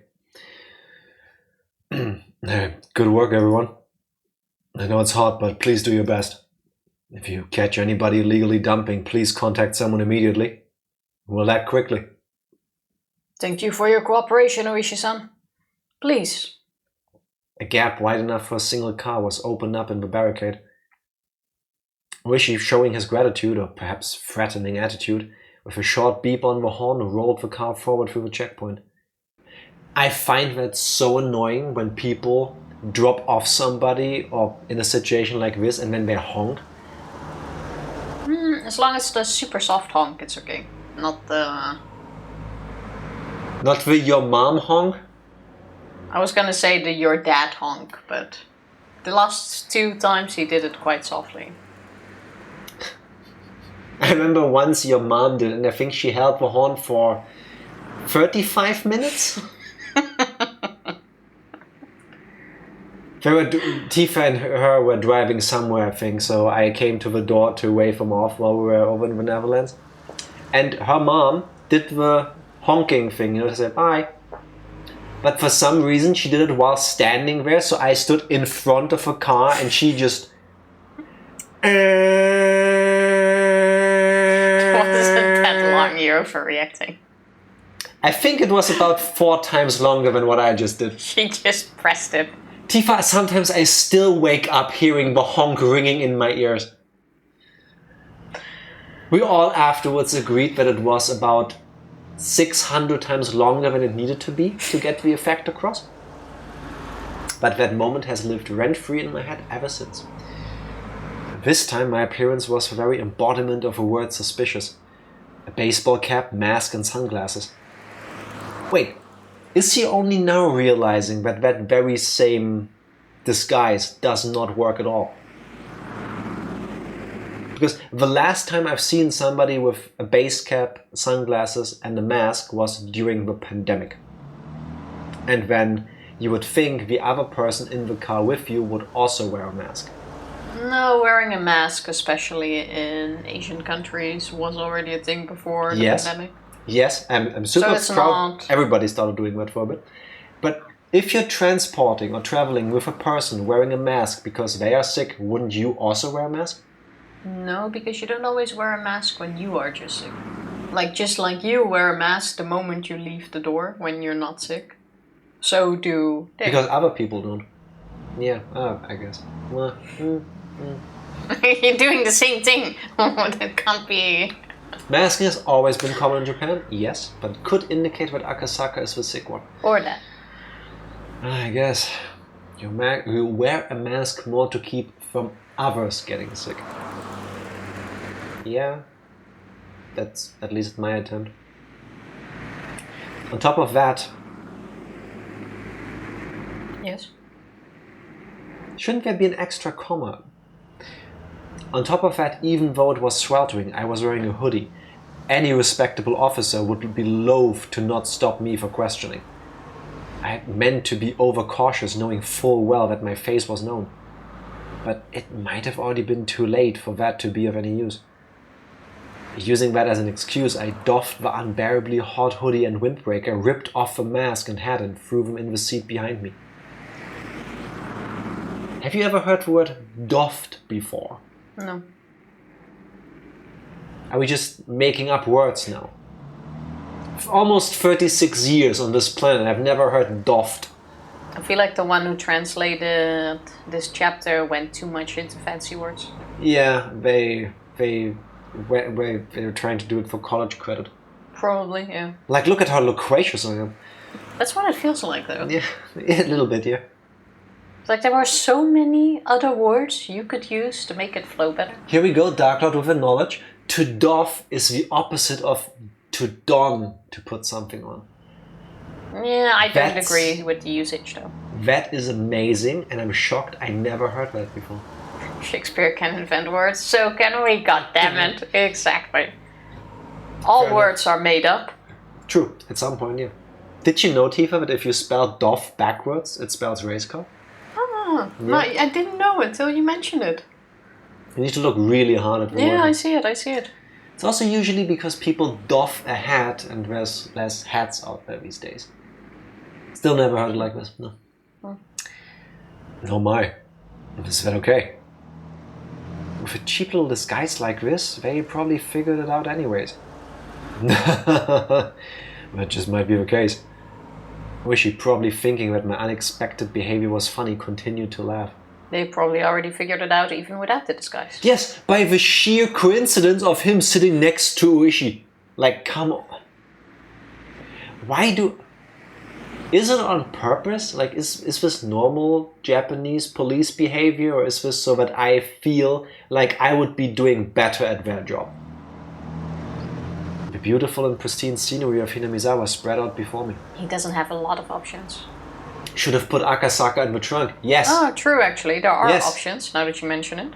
That would have been a good idea. And that seems like a stupid thing, maybe, but if you think about it, it makes sense. Because if you don't know how somebody entered the village, that also gives you the opportunity of coming up with a way that they can't disprove. Oh yeah, I actually came here through the woods. I went hiking. Sorry, I guess you didn't see me.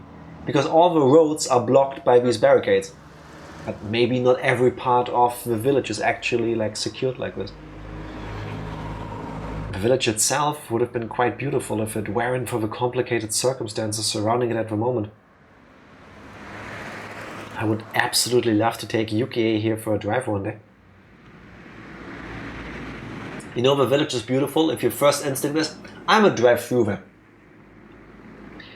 Come to think of it, I didn't get a chance to call her last night. I played around with the idea in my head. But in reality, this village wasn't all sunshine and rainbows. Imagine not calling your super pregnant wife as she is about to give birth. Well, he has a lot going on. He thought about calling her but didn't. I feel like that's a party foul. I don't know. I had heard everything at the prefectural headquarters. At the heart of this village, the intelligence network that the three families wielded was, due to blood ties and regional relationships, unbelievably well organized. Their net spread not just around Hinamizawa itself, but encapsulated the entirety of the city of Shishibone as well. When I first heard that, somewhere in the recesses of my mind, I didn't take it completely seriously. How could a local organization out in the boonies here have something so grandiose? I couldn't deny that somewhere in the back of my mind I had ridiculed the thought. Is it just me, or did he just say that twice? In different words. But not only were they really threatening the minister, but they had demonstrated that they had a complete grasp on our movements, which were supposed to be top secret. They were almost like the secret police that controlled a small Eastern European country, like in some spy novel. Germany isn't in the East. We had that. Still at the time this took place. It's 78 now, right? Yeah, it's 78. It's 5 years before the events of chapter 1 through 3. The German Democratic Republic didn't stop existing until 89, I think. So, yeah. The villagers here wouldn't bat an eye at getting their hands dirty if it meant fighting the dam project. I also heard something like that at the prefectural headquarters. Now that you mention it, when I first arrived here, Ooishi also said that this place was a war zone, didn't he? The residents of his village were at the same time freedom fighters. Oh, the Democratic Republic as East Germany. I was trying to manually translate DDR into English. Deutsche Demokratische Republik. Check how North Korea pretends they're democratic. Yeah.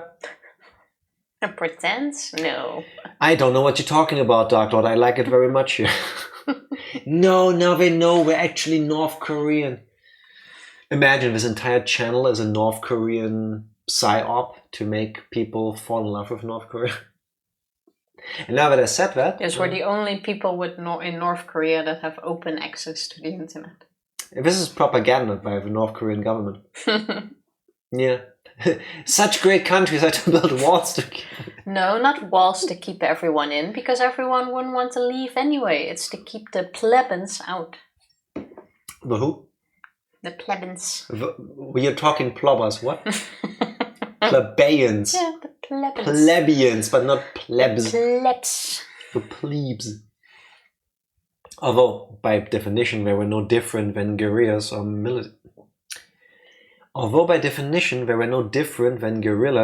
militia.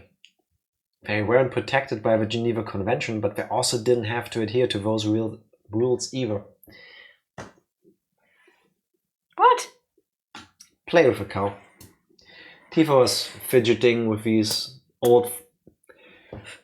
I'm playing with the cow. fallen off earplug thingies, and she's making sounds out from her. Here, I have something for you. Play with a pill. No, I want to play with that. Yeah, now you do. Give me the cow if anything. No. Take your octopus. Take the octopus that's behind the laptop. I'll take Bruce. No, that's huge. Take the... Fine. I'm working with an adult Octopus here. is back. This place was more of a quagmire than any legitimate battlefield. A secret war was unfolding. I could drive along because Ooishi was with me. But if I was to leave this car for even something as trivial as looking for a vending machine, there was a chance I wouldn't return. Even though a single shot hadn't been fired, this was a battlefield. Now, the reason why bullets weren't flying was simply because it was hard for a civilian to obtain a gun in Japan. So they were probably just equipped with weapons other than guns that were easier to obtain. Like metal bats used for baseball. That was why Ooishi was wearing that stab-proof vest, wasn't it? Akasaka-san, are you nervous? The fact that I was apprehensive was, of course, picked up on by Ooishi. If you already figured it out, there was no point in trying to deny or hide it. Of course I am. We're headed into the heart of enemy territory alone, aren't we? I'm worried about if something unlikely happens with just the two of us. Something unlikely? It'll be alright. Isn't everybody in this village our enemy? If everybody gets their story straight, they could murder someone in broad daylight and there wouldn't be a shred of evidence.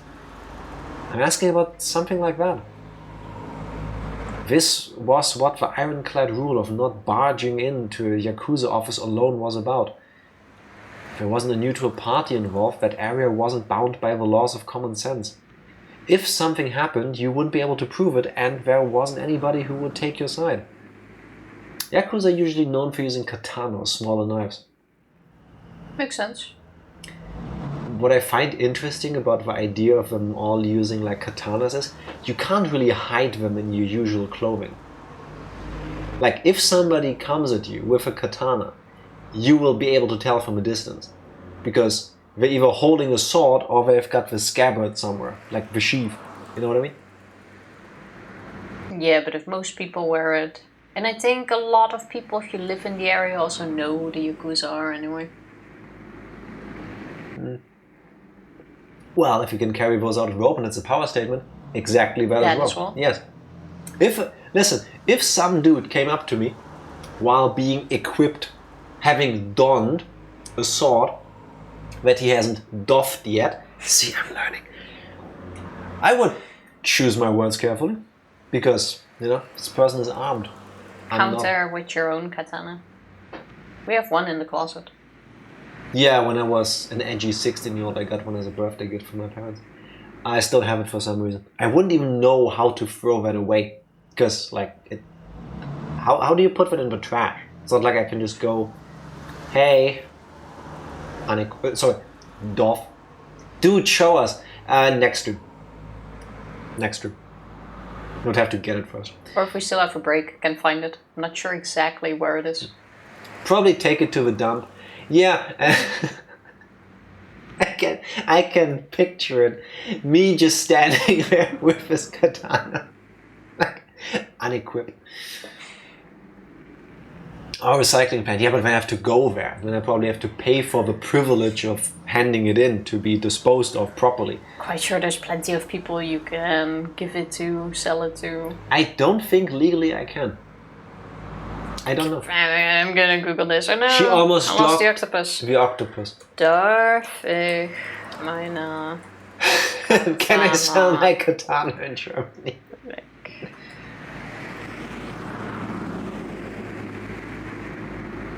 Okay, carrying it in public is illegal, obviously. But you are allowed to own one if you are 18 or older. You don't even need a license for it. Yeah, that's true. I don't have one. But Okay. you're just not allowed to take it out in public. See, I can't show you on stream. That's There you not go. public though. This is public. What is this if not public? You're not allowed to carry it outside of the house. You are allowed to show it on stream because you're still in your house. Okay, fair enough. Alright. It was pretty much the definition of poking the bear. I have left word that we're headed towards the Hinamizawa area. And in the worst case, we've also got the radio. I know you're scared, Akasaka-san, but it's not that easy to pull off a perfect crime. Well, of course, that doesn't mean we can't let our guard down either. A perfect crime, you say? Nakasaka-san, you're too worked up over this. You were more relaxed the last time we came here together, weren't you? Laughing it off, Ooishi thumped his chest and grinned as if to say I could depend on him. Well, if it gets really iffy, this comes with having a badge. Ooishi made a motion by sticking out his index finger. Is he gonna poke them to death? 1 HP, 1 It's quite a HP, gruesome 1 death. HP, 1 HP, 1 HP. Yeah, it's working. I'm bruising. Just keep hitting the same spot. Ow! That was soft. I'm bruised.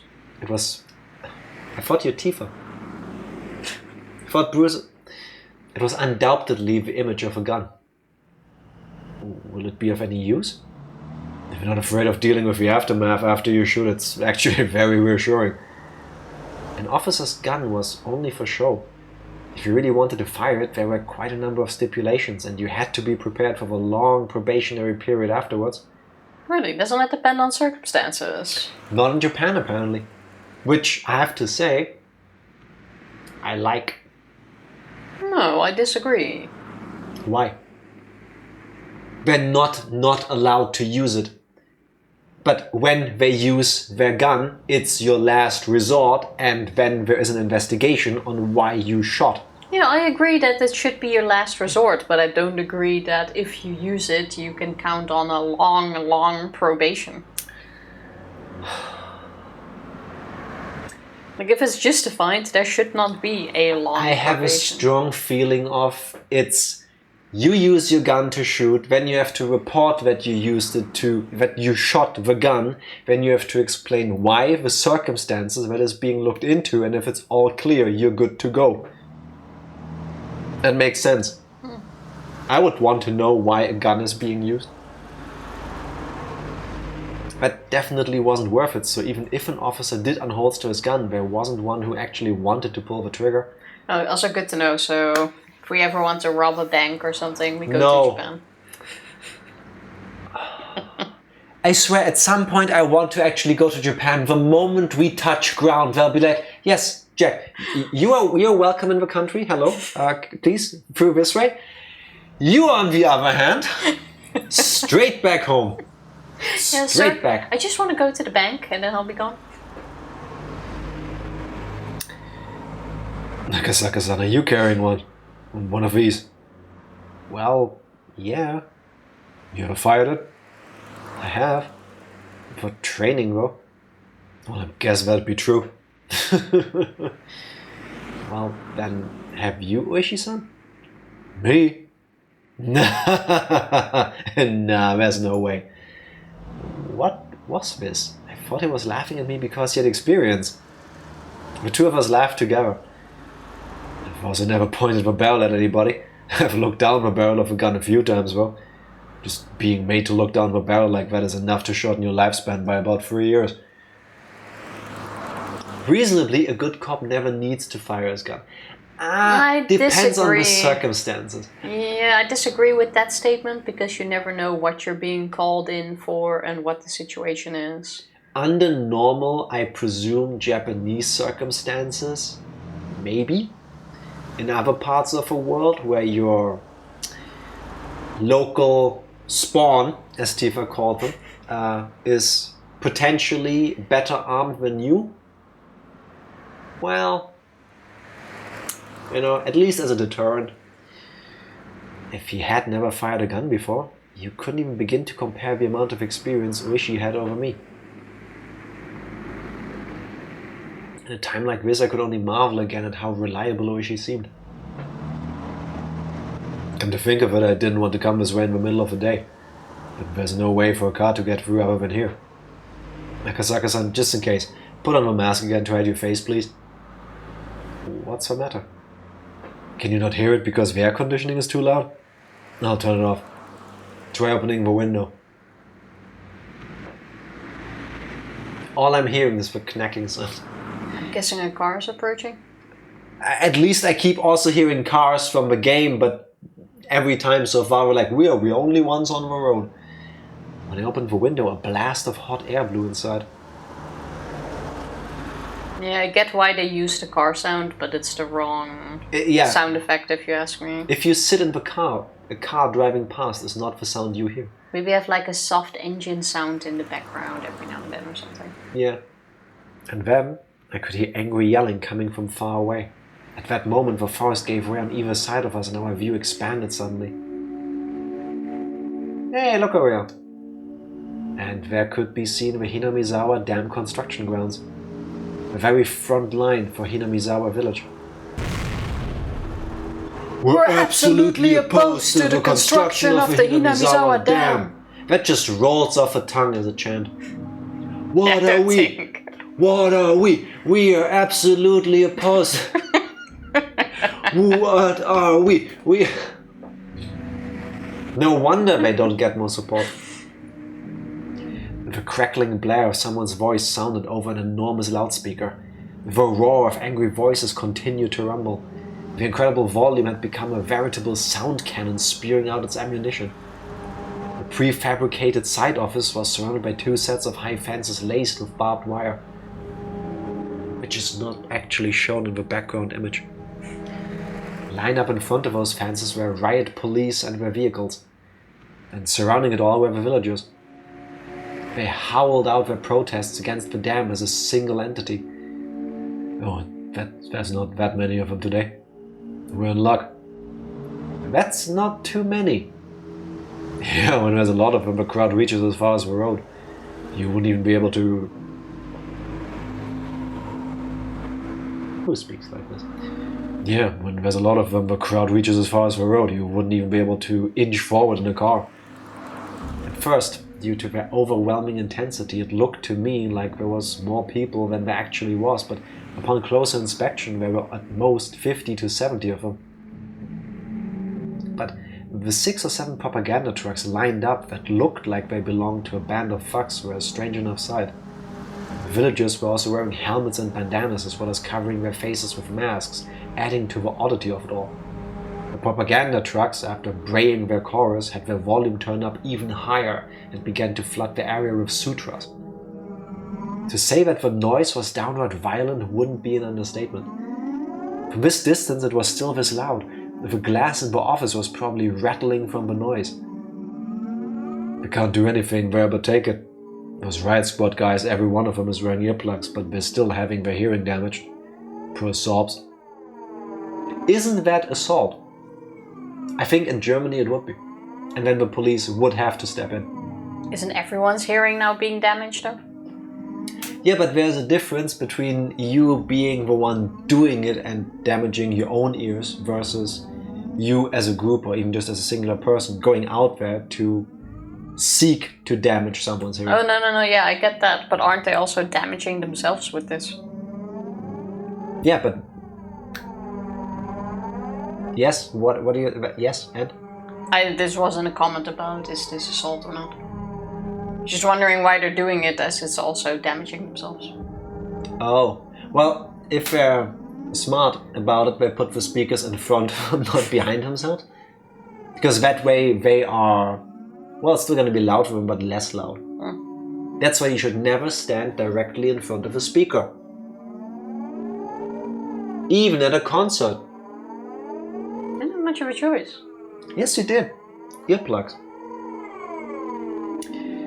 Can't you do something about it with noise ordinance laws? Our prefecture doesn't have any laws regarding noise ordinance. Also, those are sutras, right? We can't regulate religious activities. Those guys are pretty smart. Your prefecture doesn't have laws regarding noise ordinance. Are you for real? Never needed it. Then pass them now. You clearly need them now. Is what I think Oishi said. Actually, no matter how tightly that window was shut, the booming sound of the sutra still filled the car. They kinda assumed nobody is that much of a dick. Yeah, no, I get why you wouldn't have a law to start with. But the moment somebody then is that much of a dick, shouldn't you quickly pass a law like this? It's not that easy to quickly pass those laws, especially if there's no emergency. Yeah, I guess. That's gonna take a while. Culture. Yeah, fair enough. Fair enough. Why make laws when you don't need them, right? I couldn't even hear what Oishi, who was sitting right next to me, was saying. As the car approached the line of propaganda trucks, the blare became difficult to bear. It wasn't enough to just plug my ears with my fingers. I had to hold my head to keep my skull from splitting apart. If I had seen this terrifying energy sooner, I would have probably understood what Hinamizawa village was much quicker. No, need to redo that. If I had seen this terrifying energy sooner, I would have probably understood what Hinamizawa village was much quicker. Now I knew. They wouldn't blink an eye at sacrificing themselves in order to protect their hometown. So they don't care about their hearing either.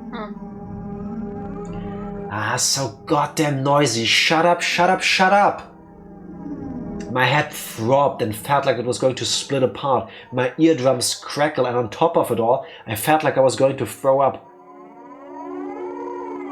I hate it when like a bass or drum is so deep, you feel it vibrating in your heart. I love that. No, I hate that. Not in my heart, but in my stomach. Yeah. No, my heart starts like pounding along and feel the vibration. Your heart feels the music. Hate that feeling. The last 7 years was all of 7 gun-related deaths in Japan. That's nothing. Still 7 too many if you ask me, but 7 in a country of millions in 1 year is comparatively very little. I think Germany had more, but I don't know. With a road crowded with a throng of squatters, the propaganda trucks and the riot police's vehicles, it was in no way easy to get by. Even if you tried to shoo the squatters with a car horn, they were also wearing earplugs oblivious to noises from the outside world and wouldn't easily move. The car could only inch forward at a snail's pace. Even then, the car eventually got through, starting to leave a tumultuous noise behind. Thank the Lord. Hey, the old guy that was playing mahjong with us last night? Remember him? I remembered that there was an older person who didn't exactly mince words. The guy that Oishi called Old Man. There was someone like that. You see, he's the foreman of a main construction site. He's probably holed up in that prefab building trying to work while irritated out of his mind. Poor fella. You wouldn't be able to stand it if it's like that every day. Yeah. There's no end to the number of people who can't handle it and quit. But every time it happens, their wages go up, so I won't say it's in vain. At least the pay seems to be good. Then again, I would not want to work there. Not necessarily about the sound, I can just try to cover my ears. But the fact that there's a blood-hungry mob in front of your building the entire time, Even having to deal with all that noise and hostility, they still made a wage that Oishi found enviable. Damn it, these guys. Can Can they hear or can't they? A group of squatters ran the way of a car. Ooishi, sufficiently annoyed, laid into the horn, but there was no indication that they were moving anytime soon. In this din, could they not even hear a car horn? Or did they hear it and were being malicious? If there were any riot police nearby, they would have made people move, but it just so happened that there weren't any around here. Ah, jeez. Wait just a minute. Ooishi opened the door. The hot air and even more heated roar of the crowd spilled into the car. She said something as he grinned widely, but I couldn't hear what it was. It was getting them to move. Something like that? Where she stepped out of the car and closed the door. Wait, so he was saying something while in the car, and we couldn't hear him. But then again, it's loud, I suppose. Oh, wait! He opened the door, said something to them, then he got out. Okay, I thought opened the door and... The din faded slightly. I stared blankly as Ooishi headed towards the group and started some sort of conversation. Maybe we'd find the minister's grandson at Takatsudo. At the very least, I wanted to find him there. And find him and slip the cursed bonds of his incomprehensible village. I could only pray. At that moment, a shadow was suddenly cast over me. How about, before we find out what that is, we take another short break? Okay. If you also have a shadow suddenly cast over you? I do. BRB. BRB. Again. We're back. We are... At that moment, a shadow was suddenly cast over me. Somebody was standing right outside the passenger side window, blocking the sunlight. I spun around, looked up, and realized who the backlit figure was. No, no, hell no, that doesn't work. I'm sorry, she is like 4 or 5 years old at this point.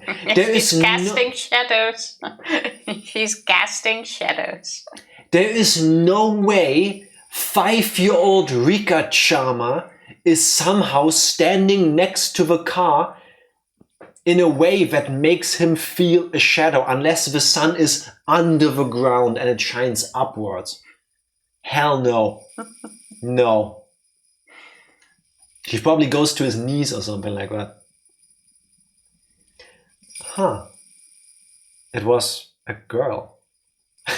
She drives a lowrider. Yeah, apparently. Yeah. Plus, he had it even more modified that, like, you have to... You, like, fully lean back when you drive. So you already sit very low in the car anyway, but then the suspension, because it's a lowrider, is even lower, plus you're laying, so effectively it's like you're just hovering over the road, right? Shadowing. Oh, you're doing the Rika-chama. Okay, do it again. Let's do a dramatic reenactment. Go. A shadow. Rika-chama. Oh, I tried to get the katana out of the closet during the break, but it's like in the back of it, behind some other shit, and I need a ladder. It's safely stowed away, but... We'll get it out next week. It was a girl. It was Rika Furude. The girl stared down at me with a bored look in her eyes. How can she stare down at you? Unless you're laying on the ground. Sad. It's like you never need to use a katana. Thankfully, I don't. And during the apocalypse, it might be handy at some point. Like, you will probably cut off your own hand trying to wield it. Like, I mean, you'll take it out and be like... I can't even do recycling. Yeah. So I think I would be the katana holder in this household. Yeah. If it comes to it. Yeah. We also have 2 wooden katanas. Yes. You can hold those. I mean, they're heavy enough to still smack some brains in if needed. Yeah. But other than that, we're fucked. Oh, we have the IKEA kitchen knife. Those are sharp as fuck. You could glue that to the tip of one of the wooden katanas and then you can use it like a spear. You know, the ones with the colored edge, they have a specific name. Knife. Yeah, but it's not like the big blade, it's just the tiny, tiny ones. Knife. Everybody understood Tifa. Fair enough. Nobody thinks somebody who cuts himself on a can of, like, what was it, tomatoes, handles big knives and swords regularly. Nobody would believe that. Trust me, we're safe. Probably. I didn't have any justification for it, but I felt like I had been found by somebody I shouldn't be found by. To fill the silence, I raised my hand as I mouthed a meek greeting. Meek. Of course, there was no way she heard my small voice in this clamor. But even then, she should have seen me wave my hand in greeting. In spite of that? So why would you do that? Why would you give away who you are, basically? With a mask on and everything. Yeah, nice. He's on the cover. Nice, Akasaka-san. Don't know her. Ignore her. She simply stared down at me with a cold look on her face. You know what I just wondered too, by the way? Hmm? How many pairs of shoes he brought along?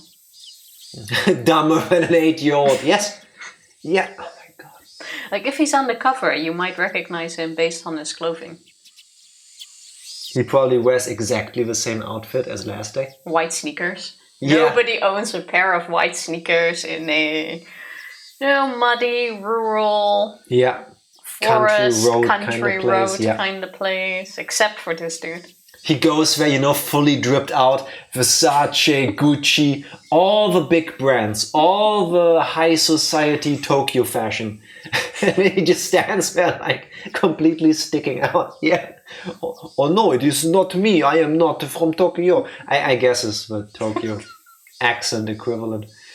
At that moment, the noise and heat spread throughout the car once again. Ooishi had returned to the driver's seat.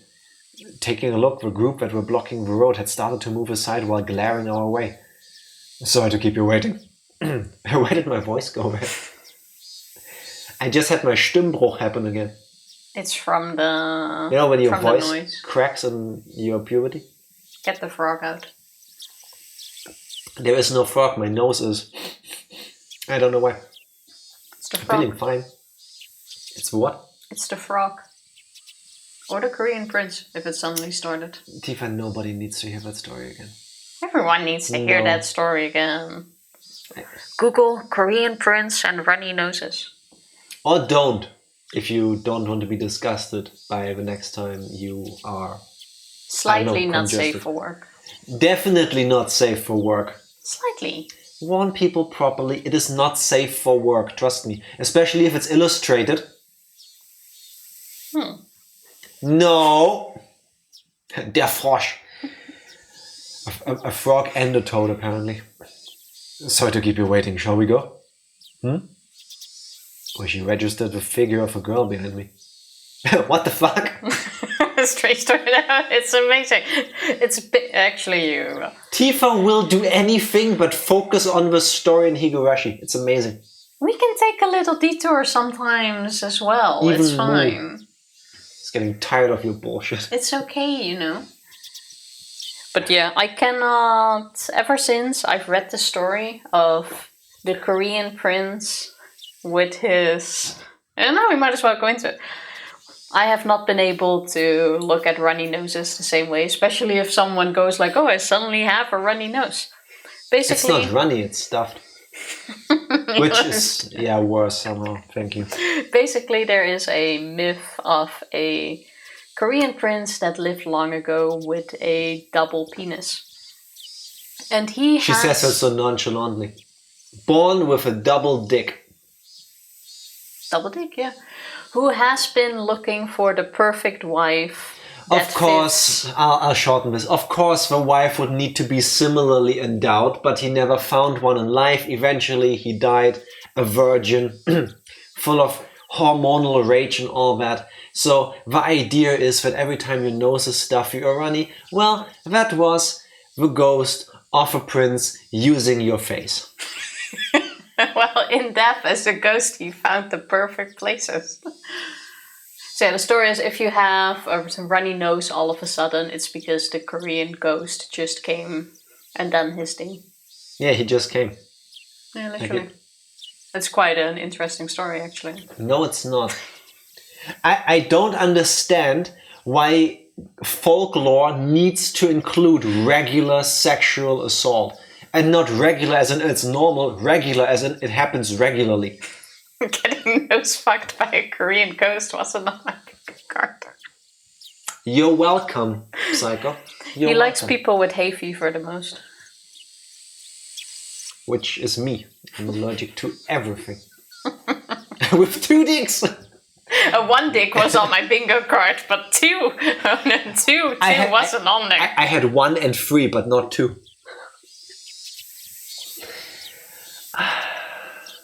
Always write it down. It's like when you try to aim for the lottery numbers and you're always 1 off. Yeah. It's basically that. Why sometimes only 1 whole stuff. Well, I think if you want to go into how the bodily functions might work, maybe one is more stimulated Sometimes than the other. he tenses up or cramps up on one side and all goes out one end. Oh, There some you go. people have nose holes that are different sizes. Huh? No, not always even.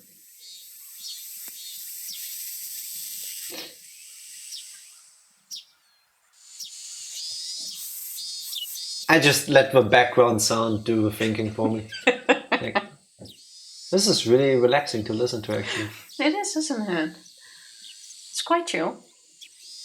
One of the villagers came over and picked her up. In a manner of, it's dangerous, so get away. Now my nose itchy, actually.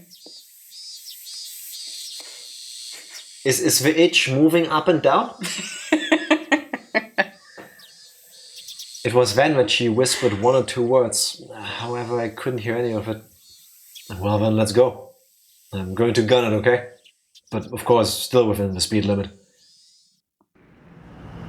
As if to shake off his still audible, angry voices, Ooishi floored the gas. Along with the roar and the din and the shouting, the villagers and the girl quickly disappeared behind us. As soon as we're through here, we're in Takatsudo. Are you okay if we end up getting into a firefight? Don't be fumbling with the safety at the last moment, you hear? Ooishi laughed mockingly again. I was more concerned with what the girl had said, however, as I was vaguely bothered by it. What was she trying to say with that apathetic and candid expression? I suppose it's normal if you're nervous from here on out, but if you don't deal with it, there's a chance you might do something rash. There was no longer a way to confirm what the girl had tried to tell me. It might have been that the girl who warned me to go back to Tokyo. It might have been that the girl who warned me to go back to Tokyo again, or else was saying to me, who was here now, ignoring that warning. That did not seem to flow at all. Even though I warned you. What a fool. I'm gonna be nitpicky right now. I'm sorry. I feel like punctuation and sentence structure could have saved these 2 lines, but I just stumbled over because I understand what you're trying to say and like I can get there, but you can put that into writing so that it's easier to read the way I believe it's intended. I had the feeling she said something like that. Oh, that was a quick scene transition. Alright, cool. I like how she stays on it. She has to. Can't be the end of a chapter. No. Of the episode, if anything. Episode. If you were to call Hinamizawa a rather lonely village, then Takatsudo was outright desolate. For your everyday city boy like me, I just couldn't understand why anybody would force themselves to live here. There were signs that people had, but they were all covered in dust or enveloped in ivy, indicating that it was all abandoned. People really lived in a place like this, didn't they? Somehow the music, I like it, but it seems very off. This music is the intro video of a Final Fantasy game. Yeah, but this is the first time where I think it doesn't fit the moment. The curtains open, and then you see this like wide shot of scenery, some people walking around maybe. Yes? I may have dropped the octopus. Get him back. No, he's all the way in the back. It's fine. It's fine. It's okay. Here, take my Fine. hand. Take my hand. Take my hand. It's fine. Here, fidget with that. She's gonna break my fingers. Ow! Oh! Oh, she... I was playing right. She took the side of my fingernail and bent it upwards. I did not bend it upwards. What is wrong with you, Satan? That's not bent upwards. Why would you deploy torture tactics on me? I'm trying to read. Yeah. Give me the cow. No. Are you gonna be nice to Moo? I will be nice to Moo. She's playing with her knobbly hands. I'm seeing you. Well, it was a long time ago. A remote place like this is pretty rough for old folk to live. And the younger people probably wanted to live. And the younger people probably tried. It's her! It's her! It's 100% her! Get the octopus back! I didn't do anything. Get the octopus! I didn't do anything to Moo. I could feel your evil intention. Oh. Ow! Why are you kicking ow? me? You're breaking everything. When she hits the keyboard in a certain way, Alt and Force out of the stream, suddenly we're gone. Welcome back, Tifa. Why, thank you. Welcome back, Octopus. How about you just keep your hands on the table with the thing so that if it falls, it lands safely. Makes too much sense, huh? Now, well, it was a long time ago. A remote place like this is pretty rough for old folk to live, and the younger people probably wanted to try living in a more suitable place. If there's nobody left to take the reins, all that gets left is this. Even if I had no personal attachment to a village, seeing the disused buildings made me feel a little sentimental. It seemed that Ooishi also felt the same way. Was the wallet found over here? The person who found it must have a good reason to come out to this desolate place. Yeah, there's some villagers who have field out in the mountains here. Now that I think about it, doesn't Japan still have that issue a lot, even in bigger cities, like in Tokyo? What? Of too many houses, apartments, buildings being just abandoned, gotten too old. Not too many, but some, yes. I think that's a big problem, if I recall correctly from what I read. I don't know if it's even a big in the issue, bigger but cities. it is an issue, yes. That happens. That's why sometimes you can get super cheap houses, comparatively very cheap, because they're completely run down. Maintenance hasn't been done in years. So you pay very little for the house, but then you have to put all of the extra money in there to make it livable again. And low birth rates are a problem there, yeah. And that. Saw a video once, a while ago, where some guy paid basically just pennies to buy a house. Then when he got there, he realized, he only saw pictures of it to begin with, but then he went in there and was like, yeah, I need to put some work into this. But he really made it nice and livable again. It took quite some time and a little bit of money. Yeah, that's a problem. It's a fixer-upper, I think. Yeah, there's some villagers who have a field out in the mountains here. They pass by here in the morning and evenings. Villagers who work in the fields walk by here every day. No way. They probably go as far as they can by car.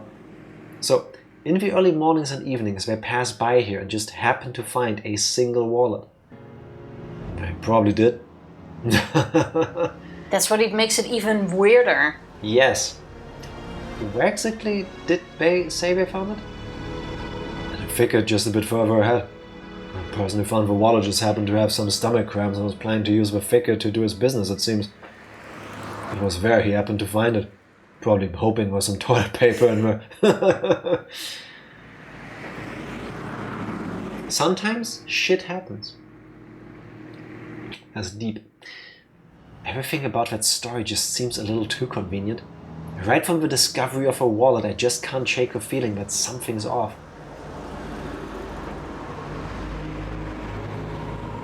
Either that was the weirdest thunder outside right now, or somebody is dragging something really heavy in front of the house we live in. No, I think that was fireworks in front. But I couldn't place if it was in the game because it's coming from this side. I heard it in my left ear, and that's not occupied by game. I expressed a feeling that I had from the start of the day, quite frankly. It seemed too good to be true, but it was unwavering proof. It was too perfect, sickeningly so.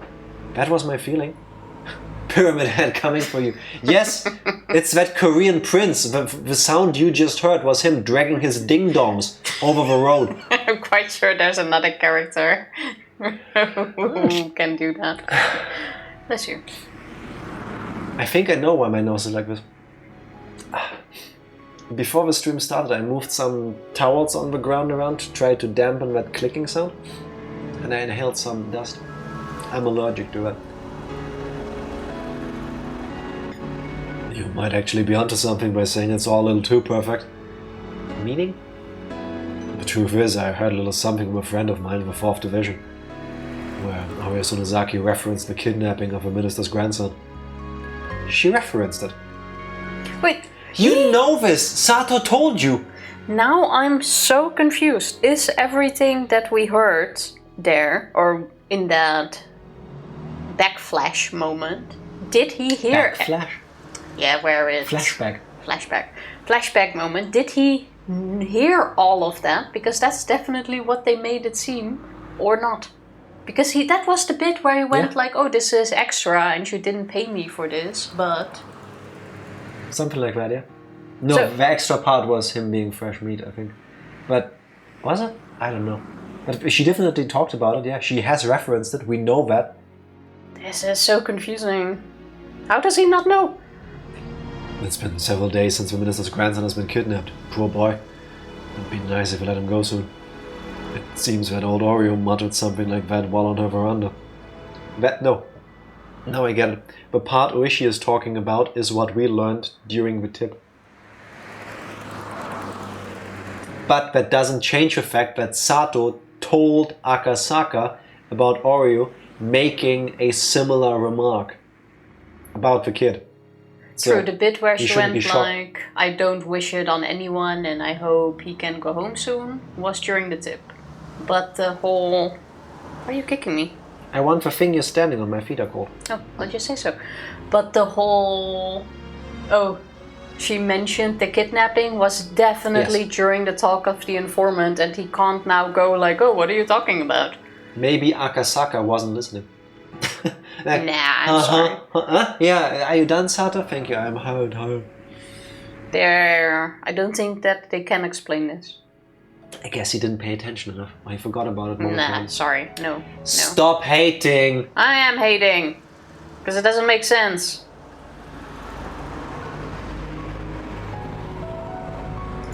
Wow. Maybe he's playing dumb to get more out of Ooishi. That's the strategy that seems to work a lot for me. Sorry, what game are we playing, Tifa? Okay, it works when I'm dealing with regular people. And the little musing was conveyed to the various people working deep behind the scenes at the Sunozaki family. Right, I had heard something earlier from Sato-san, the informant. This should have clicked right away. Yeah, no. Now this is like a... No. Oh yeah, this was in the like PS or by the way. Like I roughly suddenly remembered the note. That should have been the most important thing. Nah, no. Sorry. I'm not buying this. Tifa needs to press A. Not buying this. That when the leader Oreo had a concern, somebody in the family would be considerate. So, in essence, she gave the order to release the hostage. I see it that way. The vault being conveniently discovered was just a ploy to hand the boy over to the police. Why would they release the hostage? Well, there's only one reason why somebody would release a hostage, isn't there? What is it? They reached a deal. That would mean the minister promised to halt the Hinamizawa dam project. I can agree with that. Like, they have gotten their terms, they will release the boy. This might be a plot to just go like, hey, here's the boy back. Yeah. But you wouldn't do that on your own turf. Releasing the boy here But it's in not, Hinamizawa. It's not Hinamizawa, it's not their turf, it's Akatsudo. Yeah, but it's right next to you. It's not our turf, it's You would Akatsudo. drive him to the other side of Tokyo, maybe, or in the villages on the other side, and release him there. You wouldn't let him go right next door. Yeah, you have a point, but... What's a bigger way of saying, oh yeah, it was me? You might not have proof, but it will still point them to you. Just drop him off where you kidnapped him. Like, make him reappear. You know? Just drop him in Tokyo, no one... Not randomly in Tokyo, just bring him back to the place where you picked him up. Or that. But like, you wouldn't drop him off here, is what I'm saying, if you would. The dam project will definitely go away. At that moment, those words that the girl had said resurfaced in the back of my mind. In the end, it was turning out exactly as she had proclaimed. The young girl knew the circumstances. And why does he no longer say her name anymore? Now every time it's just that girl, the young girl. He knows her name. Just say it. Okay, now I'm done ranting. Is this what I sound like when I get weirdly irritated over small details? Yeah, it is irritating. I feel like though when I do it, it has more of a professional and justified air about it. With you, it's amateurish and angry. Yeah, because I never rant and am annoying on stream.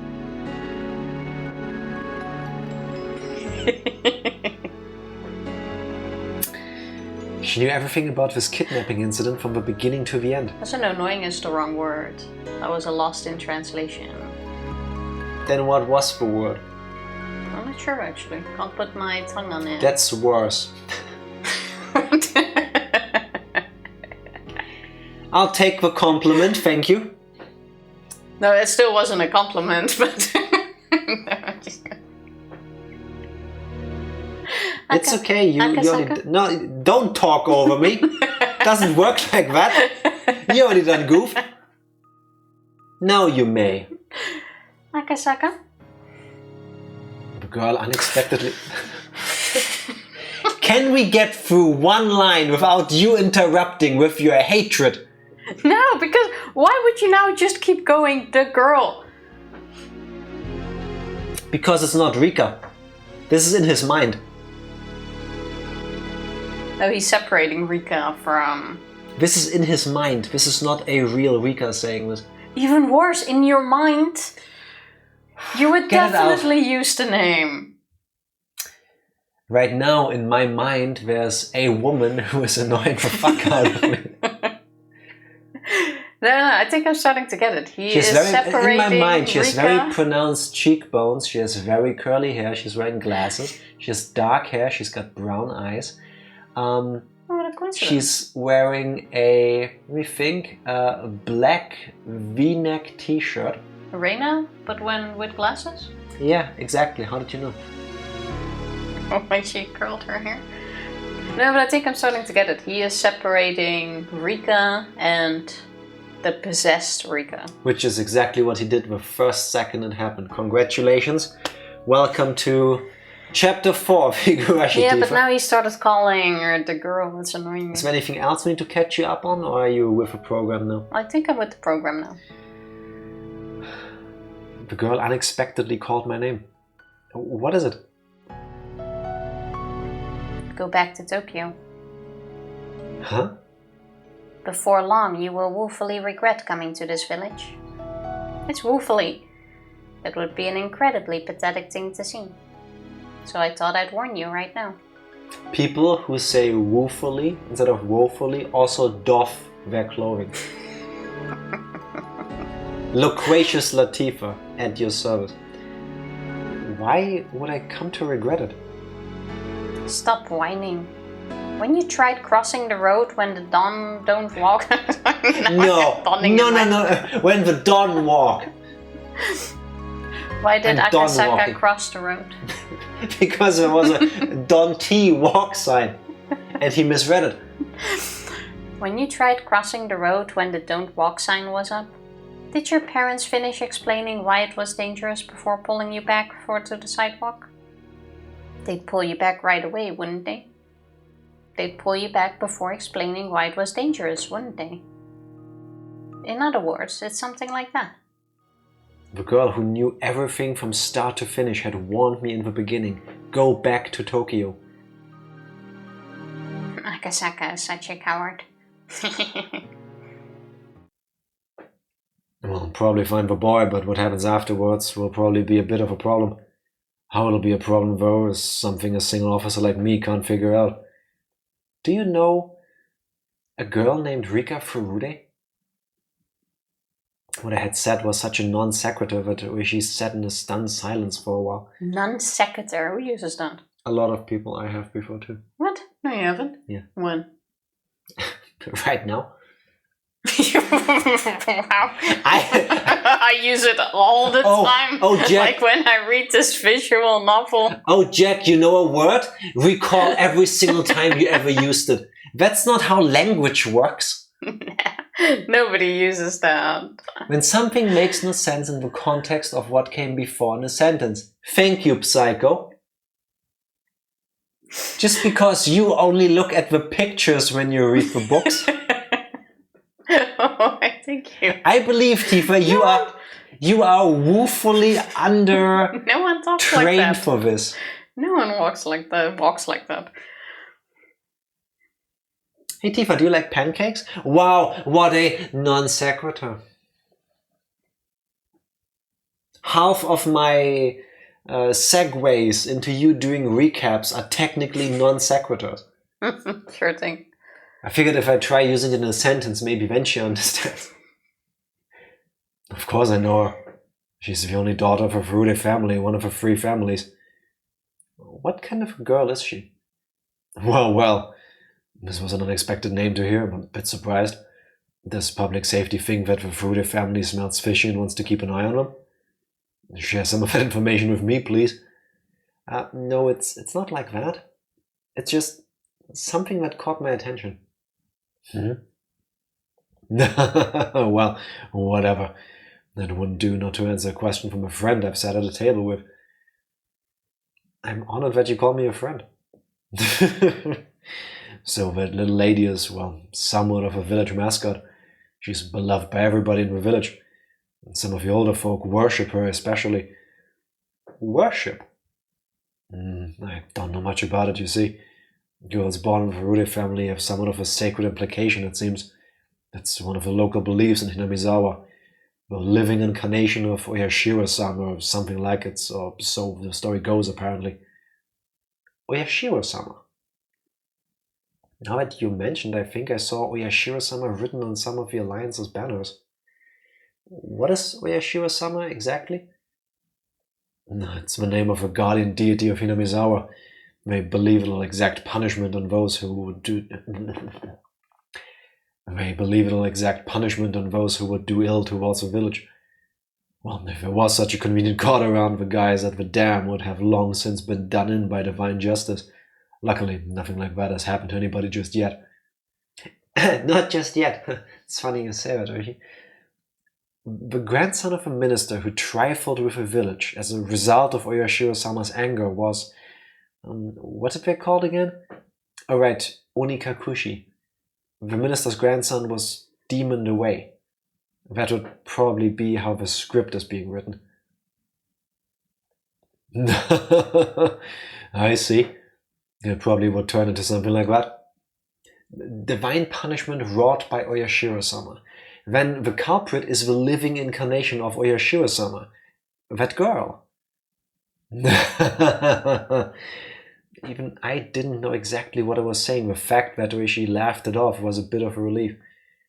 Oishi's joyous laughter was so infectious that I began to laugh like an idiot as well. Oh, this is unusual. Oishi, after laying into the horn several times, rolled the window down and leaned out, waving his arm in an exaggerated manner. It was a car headed the opposite way. Until now, we hadn't run into any other cars except our own. And of all places, it was at this desolate location. It seemed that Oishi knew the owner of that car. It's the doctor. The other car also chirped its horn and came to a stop.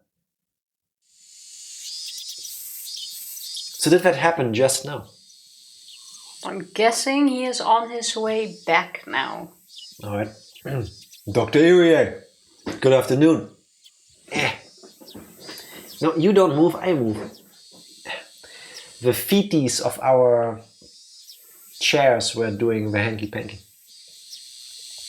The other car's window rolled down slowly, revealing a young man in a white overcoat. He was about my age, or perhaps a bit older. But you really can't judge somebody by their appearance. Why, if it isn't ooishi-san. Good afternoon. Fancy meeting you here. It's my line, doctor. Never thought I'd see you here. What happened? No, nothing, just a lone house call. No, really? Was it an emergency? No, nothing quite that serious. Thankfully. It's always for the best when the patient gets better without the need for medical care. I'll take my leave here. If I don't get back quickly, my staff will be angry with me. Being that of a clinic must be tough. Well then, take care. Isn't it weird for a very young doctor to be the head of a clinic? You would think that with all the time it takes to learn medicine, to then practice medicine, to actually become a doctor, it would then still take a few more years before you get into the position where you can lead a hospital. I agree, but it could be like a family line sort of thing. Yeah, I was being, or maybe he's really rich because the clinic has his name on it. It was the Irie clinic. That, or his parents, or someone else in his family is a doctor too. They seem to stick to family line generations, sticking to a trade sort of thing. Yeah. My dad's been a doctor and his dad before him, so I became a butcher. Something like that. The young doctor named Irie, after gesturing his farewell, drove forwards and soon disappeared around the corner. She also drove forwards, but soon came to a stop again. He pulled out a worn map book from the dash. His expression didn't have an ounce of irreverence. He was perfectly serious. What is it? The clinic shouldn't be making any house calls today. It must have been quite an emergency, or otherwise a patient with some extenuating circumstances. Ooishi, did you know that if you press up or down in the notebook, you flip to the first or last page? Oh wait, that was Shenmue. Ooishi flipped through the pages, opening up to the top of a map of Akatsudo. Ooishi flipped through the pages, opening up to a map of Takatsudo. After that, he took a look around and started to figure out what our current location was. Are you saying that emergency is suspicious? Didn't I say? There's hardly anybody that lives in the Takatsudo area. The road we're on right now is here. Dr. Irie came from this direction. Having no sense of our surroundings, I couldn't digest anything about the place he was indicating on the map. We're heading towards the spot where the wallet was found. By the way, that's over here. But see? If you're heading to one of a few residences in Takatsudo, it's the wrong road. No. Meaning Dr. Irie came from a direction where there are no residents. As long as somebody working in the fields between the mountains didn't collapse. But if somebody collapses and you call a doctor, normally you'd bring them back with you for a more detailed examination. But just now Dr. Irie said it was nothing serious, and it didn't seem like anybody else was in the car with him. Ooishi didn't say any more than that. I also said nothing more. That doctor just now examined a patient, close by. Only that. The noisy radio had suddenly gone quiet. The sky had just suddenly turned an oppressive color. As Ooishi mused that it might start to rain, a torrential downpour started, as though trying not to disappoint him. Do you think rain has anything to do with what's happening in Hinamizawa? Did it rain in chapter 1 and 2 when people died? I do not remember. I do remember having an umbrella scene, so I would say probably. Because I'm now beginning to overthink everything. We had that tip, which I believe to be from the perspective of Oreo, getting bored with the weather and waiting for there to be rain. Now it's raining. I think stuff's gonna happen in a moment. And in chapter 3 there was rain when Keiichi killed Teppei. Or somebody, we don't know. Never get confirmed. Eventually, Oishi stopped the car. The only sounds to break the silence were the percussion of the rain on the roof and the soft squeak of the windshield wipers. Let's do this a bit hush-hush, shall we? Saying that in a quiet voice, he exited the car without an umbrella, careful not to make any noise. Oishi leaned over, indicating the other side of the thicket. He was pointing to a prefabricated shed and a car that was parked beside it. The car looked obviously well cared for. It wasn't a vehicle that had been left there for several years. Wait, did they not drive forward yet? I don't know. Because then that also doesn't make I think they got out of the car where they met Erie, and now they're walking. That doesn't matter. Okay, continue. What's that shed? It contains equipment used by a forestry service. I've heard that they don't go near it except during the summertime. Does that car belong to somebody from the forestry service then? Don't know. Doesn't look like an official vehicle though. Wish he was playing it cool, but my nervousness was gradually increasing. Just in case. Saying that, Wish returned to the car. Thought he was going to get an umbrella, but he grabbed the onboard radio instead. Hello, this is Oishi. Do you read? Greetings, greetings. Yes, this is the Okinomiya PS. Oishi-san, we read you loud and clear. Over. I'm currently in front of a forestry service equipment shed. Not the one in the direction of Yaguchi, the one in Takatsudo if you head there from Hinamizawa. It's kind of refreshing to see people not run into a place that they think is dangerous head on. And go like, wait, I should let someone know where I am. Just go in, grab your gun, reload the revolver, do the cool thing where you've got like 6 bullets and then you just go so that the drum keeps spinning and then you just go and like, oh! No, this seems like actual police work, using your brain. Hey, this seems fishy, we've got some clues, let's tell people what we're doing just in case it goes wrong. Affirmative, copy that. There's some suspicious people in the shed. Proceeding to investigate. If you don't hear back from me in 5 minutes, get in touch with the local police substation and have them send a cruiser as soon as possible. If you would, please. Understood. Well then, shall we go take a look? 5 minutes seems too short though. No, that's plenty for a wellness check. It's just go there, knock, see if somebody opens. If not, see if you can get inside. Confirm, come back. Shouldn't take you longer than 5 minutes. Since he was first confined here, he had heard the sound of a car multiple times.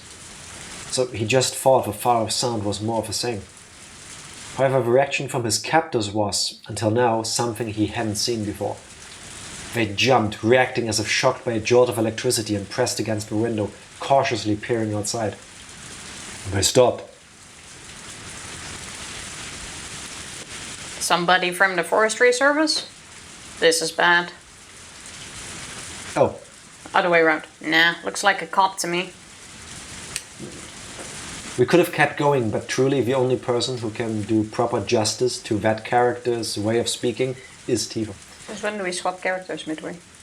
One of the captors lifted the boy by his collar and pressed a blade against his cheek. Hey kid, keep quiet for a bit. I think you know this, but if you try and shout, there'll be problems.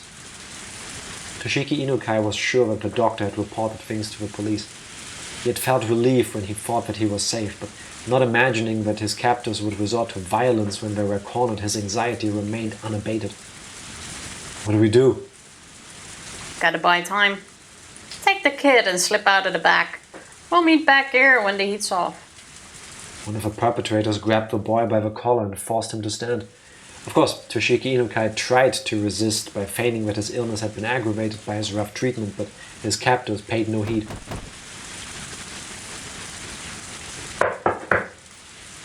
There was already a voice sound effect. So? You are the sound effect. The door was violently banged upon.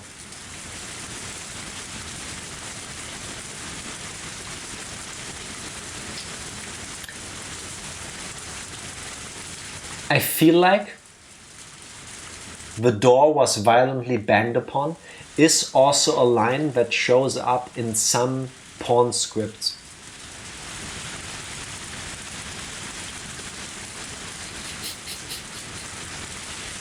I'm not even going to answer that. Come on, Jack. Yeah. I'm with you on that. Unless you dress up as doors. Is that a thing? I was thinking against it. I'll leave for it. No, you don't. Do people dress up as doors? I will next Halloween. Just for Halloween. Otherwise, it's hard. Oh, I should have added fetish to it. Why? What? I know acting as furniture is a fetish. Yeah, so of course somebody has to be a door. Acting as a door probably is too. If your fetish is to dress up as a door, I want to say I feel like you are unhinged. I'd press A. Turn the knob and go back. How about you?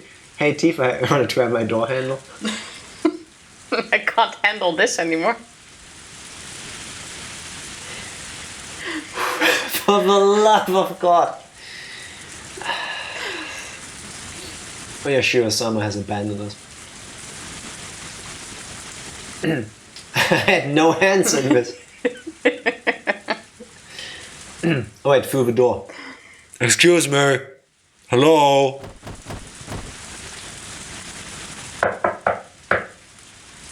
The door was banged on again. Toshiki Inukai hesitated for a moment to respond to that voice by yelling. However, while he was being indecisive, his mouth was covered, taking that option away from him. The leader of the captors waved at the other to go. The younger perpetrator nodded in response and, while keeping the boy's mouth covered, started heading towards the back door. Yellow, do you need something? How do you do? This is the police. Would you mind opening the door? His son Reynes is in a bit of trouble. Oh, yes, open. I'll yes open. Thank you. You could have also no open. The moment the lock was undone, Ooishi forced the door open. And with a gleam of menace in his eyes, he pushed the man aside as he stepped into the room. Then, in the small and empty room, he was able to quickly discern that the boy he was looking for was nowhere to be seen. I heard this was an equipment shed for the forestry service, but there's nothing here at all. There was nothing inside the room that would indicate this was an equipment shed. There was only a mountain of blankets indicating that somebody was sleeping here, alongside empty food packets strewn about. It's been empty for some time now. Never seen no equipment stored around here. But this is the forestry service's building, isn't it? Are you from the forestry service? Oh, about you, police? How about you? Oh, how about you, police? Also, stop complaining about how I do my character. You're just not understanding what he's saying. Sorry, I'm still banging on the door. The two of them glared at each other suspiciously. Both Ooishi and the man steadfastly refused to reveal their identity before the other did.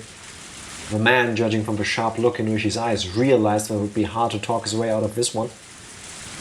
No matter what he said, the most time he could buy would probably be only a few dozen seconds. Only the sound of rain filled this tense moment. Just then they heard the sound of a struggle from far off. Ooishi had a hunch. There was no doubt that Akasaka, who was circling around back, had run into the perpetrators who were trying to slip away.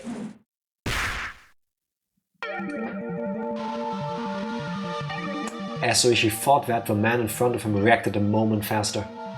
The man swung with an attack that was more intended to obscure Ooishi's vision rather than actually hit him in the face. Seizing his opportunity, the man aimed a kick at Ooishi's groin without any hesitation. But he missed his mark and was unable to land that critical blow. Suddenly, Metal Gear Solid music. I feel like going on a stealth mission now. The man, trying to pin Ooishi, grabbed him by the base of his neck with both hands and fiercely tried to push him down. But as Ooishi fell backwards, as if kicking the man upward, he dug his foot into the man's midsection. With that leg acting as a fulcrum, the man was flung by the falling ooishi as if by a circle throw. Is he doing a judo throw on him? The two of them squared off in the pouring rain. Isn't this interesting? You wanna go? Ooishi, as if trying to cheer himself on, grinned smugly. He then stood up while brushing the mud off himself. Even though he countered the assault, Ooishi was getting up rather awkwardly compared to the man who he threw, who swiftly sprang to his feet. Ooishi-san! Hurry! Akasaka's voice rang out from the distance. Judging from the distress in his voice, he was already engaged in a fight and wanted Ooishi to convene with him. But Oishi's hands were full as well. Akasaka-san! Sorry, but can you wait a bit? The man raised both fists into a stance that hinted at him being acquainted with karate or some other form of martial art. Of course, Ooishi, as an officer of the law, was decently reversed in judo. Called it. He also had the moxie to have been thrown. Whee! This makes me stronger. It's part of your training. Whee! I would think in judo, part of your training. Actually, I think in judo, your first step in training is to be thrown. As in, you first learn how to defend yourself, and then you learn how to do the attacks. Makes sense. I say this having absolutely not a single second of martial arts training. But I played for Shenmue, so I feel like I know him. He also had the moxie to have been through his fair share. He also had the moxie to have been through his fair share of fights before. Because of that, he could tell that the man in front of him was quite a bit better at fighting than he was. Oh, he's gauging his power level. It's over 9,000. It needs more energy when you do it. It's over 9,000! God damn it. Thinking that this was going to be easy just because the order came from the Sonozaki family to release the hostage had been a big mistake. You're pretty good. It's been a while since I got this worked up. Ooishi played off his situation like it was no sweat. His opponent, seeing his attitude, took that to mean that Ooishi wasn't going to go down easily. 90% of a battle is fought up here, people. What? 9,000? Over 9,000, actually. The man wildly charged forward, attempting to grab Ooishi. If a man managed a successful clinch from his low stance, Ooishi would be tackled to the ground and end up being mounted. It was something you saw often from when children fought, but it was really a bad position since you couldn't do much once you were in it. Ooishi, responding to that move, also lowered his stance to collide with a man head-on. The moment they clashed, Ooishi grabbed the man's lapel. As he yanked the lapel upwards, he smashed into the man's solar plexus with the elbow of his same arm. It was a move from Oishi's own personal brand of brawling judo. He then grabbed on with his free hand and attempted to throw his opponent with both hands. But the man lowered his center of gravity and swung his arms in a large arc, entwining them with Oishi's. Not only that, but he had forced both of Oishi's elbows to the outside, and Ooishi, now in an awkward position, was in danger of exposing his back with his hands still clutching the man's chest. This guy practiced Aikido or grappling, didn't he?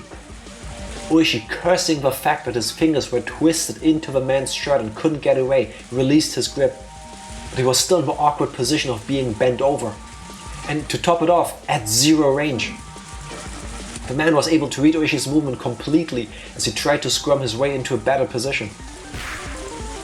And then he took the palms of his hands and swiftly clapped them over both of Oishi's ears. If you're ever in a situation where you are being threatened, doing this to your opponent's head on the ears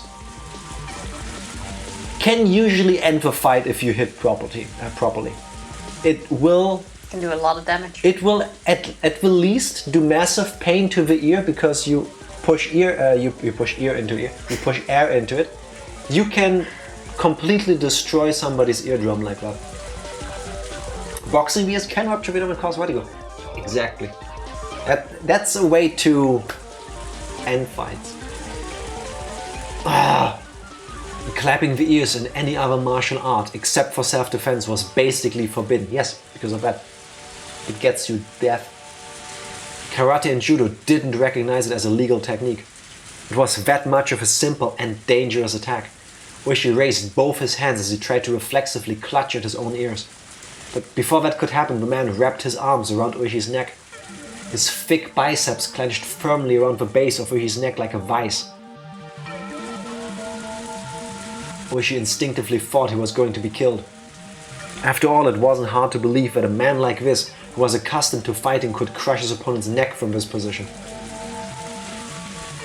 But his opponent didn't do that. He had chosen to keep his hold and force Ooishi to lose consciousness.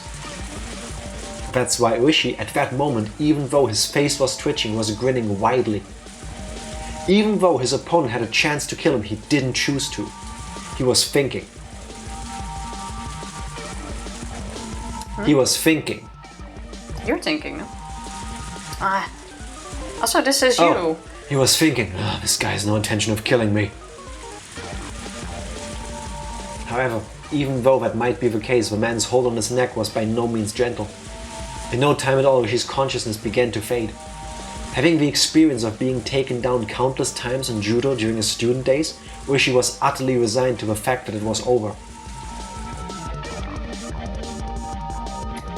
So, I'm being choked from behind. Yeah? I feel like, it's easy to say this sitting here just reading this, but if you're fighting against a guy, I think my attempt, if I could think clearly enough at that moment, would to get my hands free, grab behind me. This person has to be roughly, his torso needs to be roughly where mine is, right? Otherwise he couldn't be choking me.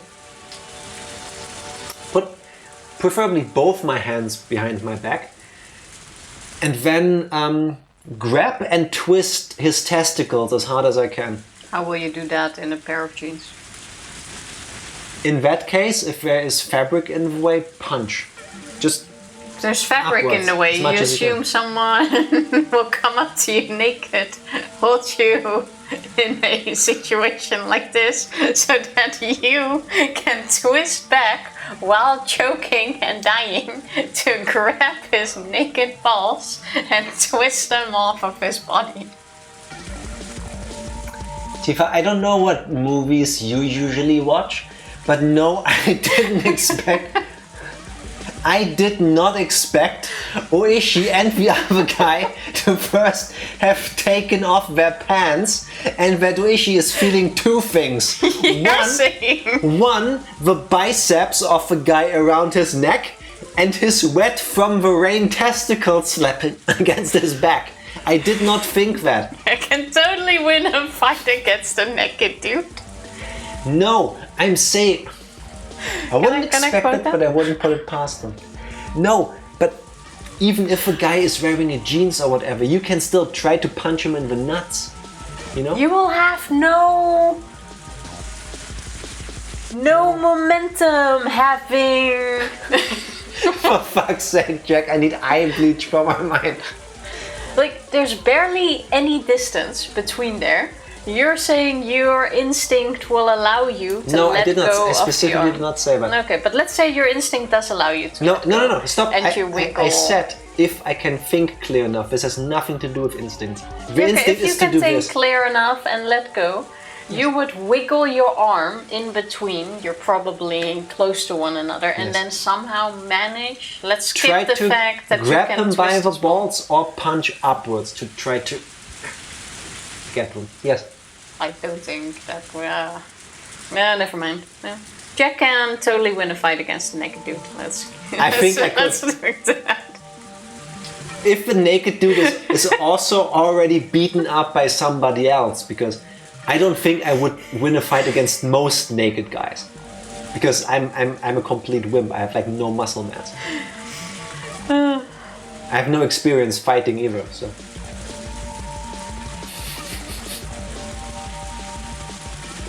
You know the worst thing? Self-defense tips with Jack. No, can you lean forward? What? You know what I'm feeling in my back right now? What? What? The wet testicles slapping against my back as I'm being choked out.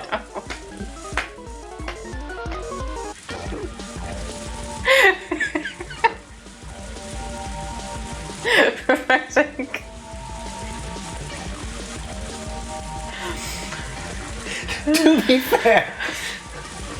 To be fair, if somebody listen to me, listen to me seriously, real talk. If no, put that down. Trust me, you want to put that down. I thought this was real talk. Yes, listen. If you're being choked with one arm, like one arm around your neck, yeah, Tifa, and you feel that the person behind you is taking off their pants, that's worse. I mean, yes, that is a situation. That is worse in every way. Thank you. That's all. I just need to get that up. Someone tries to strangle you with a hand, you gotta peel the thumb back. Yeah, that seems like better. Yeah, fair enough. Or better advice. I would probably lick his arm. He wouldn't expect that, if he can even feel that in the heat of a moment. Shock might. You know, like the arm is around his neck and then you go... Yeah, you wouldn't be able to reach down. Yeah, probably not. No. Are you sure there wasn't some booze in doing? Yes. No alcohol whatsoever. I don't need alcohol to be like this, trust me.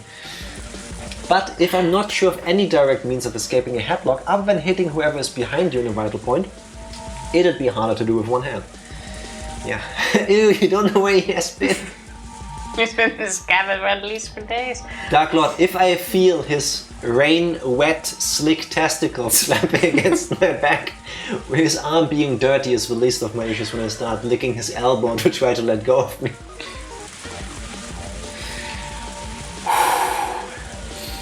Wait, I need to know, is Akasaka also fighting a naked dude?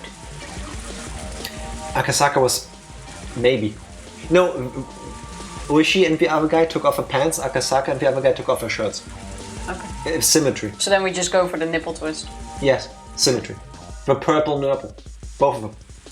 Might as well miss this. Yeah, exactly. What do we have to lose, right? We're already this far in. Spoilers for the movie Transporter, I think. The one with Jason Statham. You've been warned. There is actually a fight sequence in that movie. Can't grab a naked dude in the rain. Exactly. Exactly. There's a scene like that in Transporter, where the Transporter, Jason Statham, is fighting a bunch of guys at this car garage thing. And one of them, or two, like, there's this guy he's fighting. And this guy is a grappler. So he, like, the Zangief moves, like, tries to break him and stuff. So, what does the Transporter do, being super smart? In the fight, I think he kicks over an oil barrel, covers himself. throws himself into it, quickly rubs oil all over him, and then he fucks them all up. Because every time I try to grab him or like try to hold on to him, he just slips out. Oh, that makes sense. What I'm saying is, my stomach doesn't agree, but what I'm trying to say is, getting naked in the rain while fighting a guy might be helpful. There you go, Jack's wisdom of the day.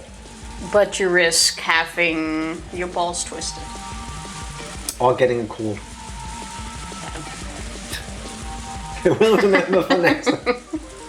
Always have some oil with you. Akasaka was finally recovering from the intense pain of being kicked in a rather sensitive area. He had bumped into the captor carrying the boy by the back entrance. He had seen Toshiki Inukai's picture plenty of times but wasn't able to immediately ascertain if the boy in front of him was the real deal with his mouth covered in packing tape.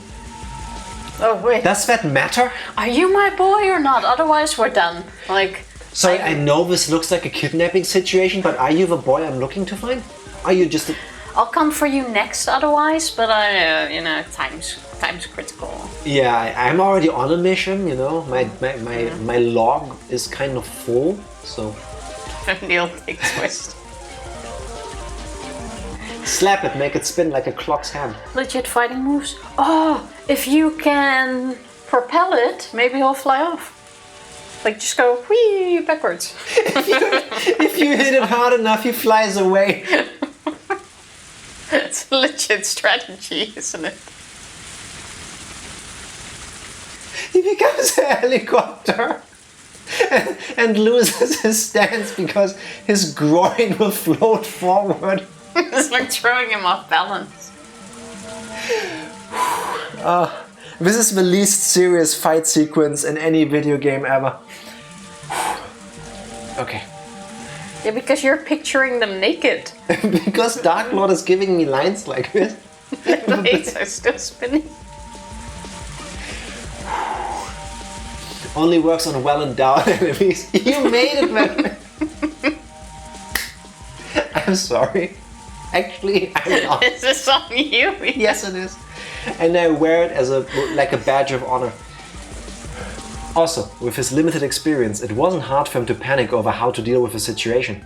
Of course, the perpetrator didn't overlook this momentary lapse. His kick landed squarely in a critical spot with Akasaka not even having the time to call for help. Having the time to call for help, I pressed too soon. As the man flung the boy over his shoulder, he headed towards the front of the shed. But upon hearing Oishi's bellowing voice, he gave up on that direction. He then dashed off towards the forest, as if the weight of a boy slung over his shoulder wasn't even there. Akasaka was lost for a moment. Meeting up with Oishi, who was fighting with the enemy, was by far the safer option, but he couldn't just lose sight of a fleeing man. Akasaka stood up and chased after the captor's back. He ran through a short thicket, branches and fallen leaves crunching underfoot. The tips of branches raked and clawed at him, small scratches inscribing themselves on his body one after another. That was poetic as fuck.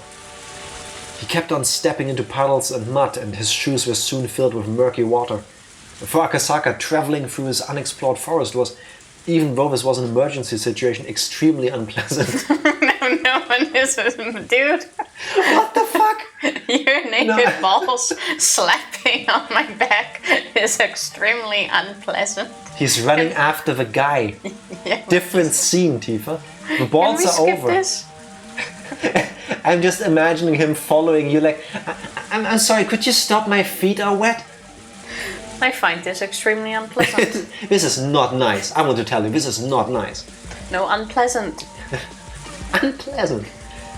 For Akasaka, traveling through this unexplored forest was, even though this was an emergency situation, extremely unpleasant. Stop! This is the police! As he said that, he regretted it immediately, as it was but a waste of breath. Now it'll stop. That made a difference. I thought you a disgruntled neighbor. If I had known. What do you want? There wasn't a thief in the world that would politely stop when told to by the police. To a city boy like Akasaka, running through this forest was an arduous task. However, it must have been no easy task either for the man carrying the minister's grandson. This is unpleasant.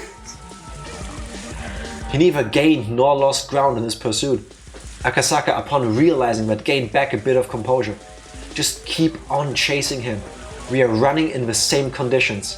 In fact, the man running with an awkward stride was at a far more of a disadvantage. He might have the better condition. Yeah, but he's carrying a kid. That's, you know, how much is an 8-year-old weighing? Like, I would say like 30 to 40 kilos. I don't know. That's not easy. They couldn't run forever. Eventually, he'd definitely trip and fall. I'm sorry, but waiting for your enemy to trip and fall in a chase is like the dumbest thing. As long as he was being hounded, he would definitely stumble. And soon, his wish was fulfilled. What? The man who had stepped in something and lost his balance was no longer able to bear the weight of a boy dropping him. Akasaka, in all honesty, didn't care about the perpetrator at all, just as long as he could ensure the safety of Toshiki Inukai. So, if a perpetrator ran off by himself, it was perfectly acceptable. He's not going to. But it seemed that Toshiki Inukai was important to the man as well and didn't choose.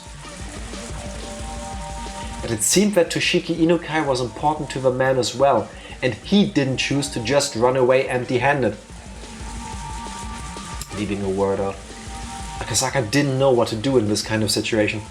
His first priority should probably be to ensure the safety of a boy, subduing his captor and being less important. In this situation, you slowly walk up to him. Yes? Pull down his pants. Grab his balls. His first priority and should twist them. probably... I'm trying to stop her. You can see it. This is unpleasant. You're unpleasant. What for? Yeah, get it out of your system. No, that was all I was going to say. Now you have 29 and a half more minutes. I won't get that into the next. No, probably not.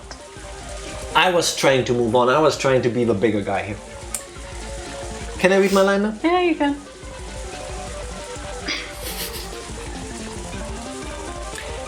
His first priority should probably be to ensure the safety of a boy, subduing his captor being less important.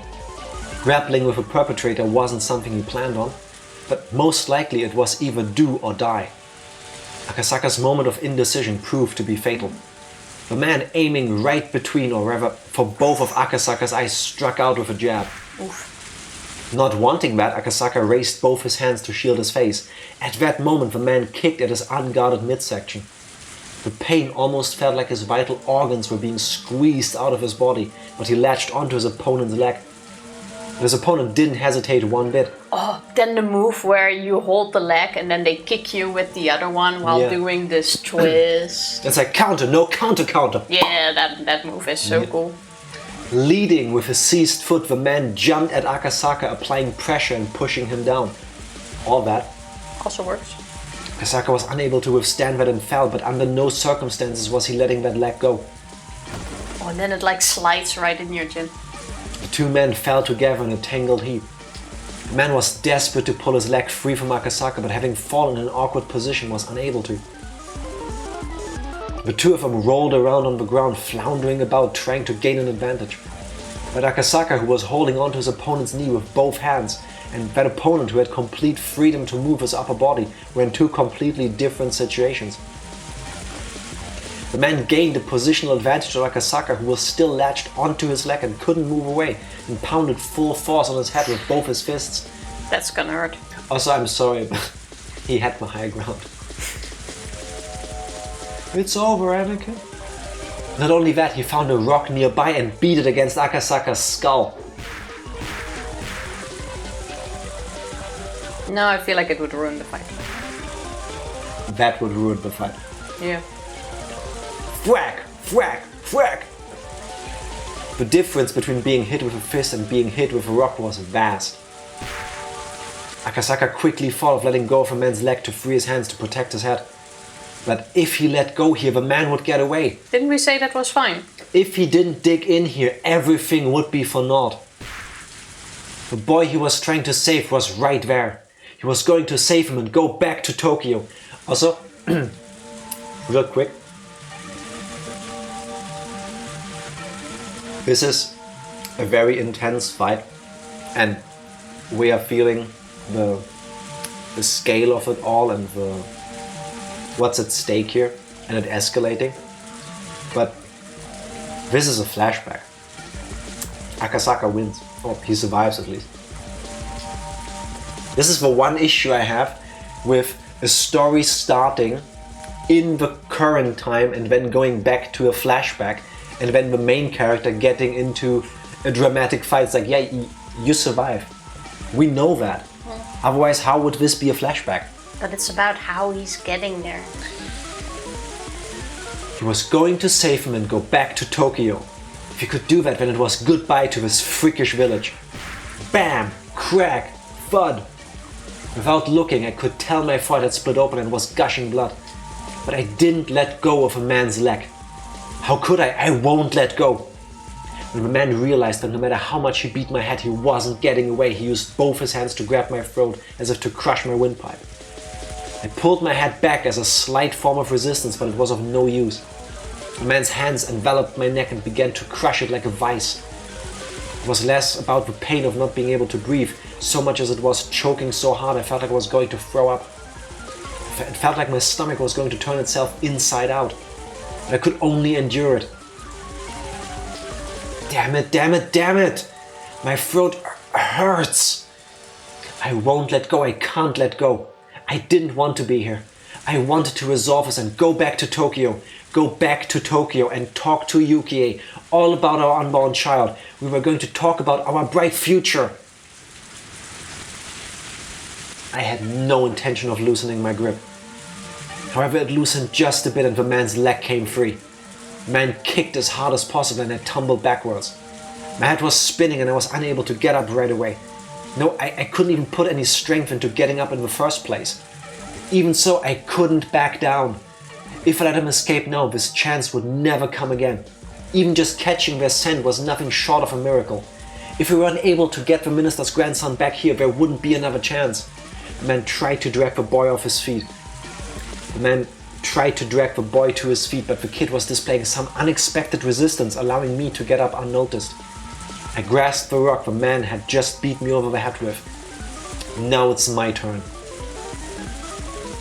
Yeah! The rock should be able to supplement what meager strength I had left, adding more than enough power to my attack. My fist still wrapped around the rock, dug into the side of a man's torso. It seems like it hurt him quite a bit. Why would you go not for the head? Yeah, like side of the head once again. Like, this person has shown clear intent to kill you.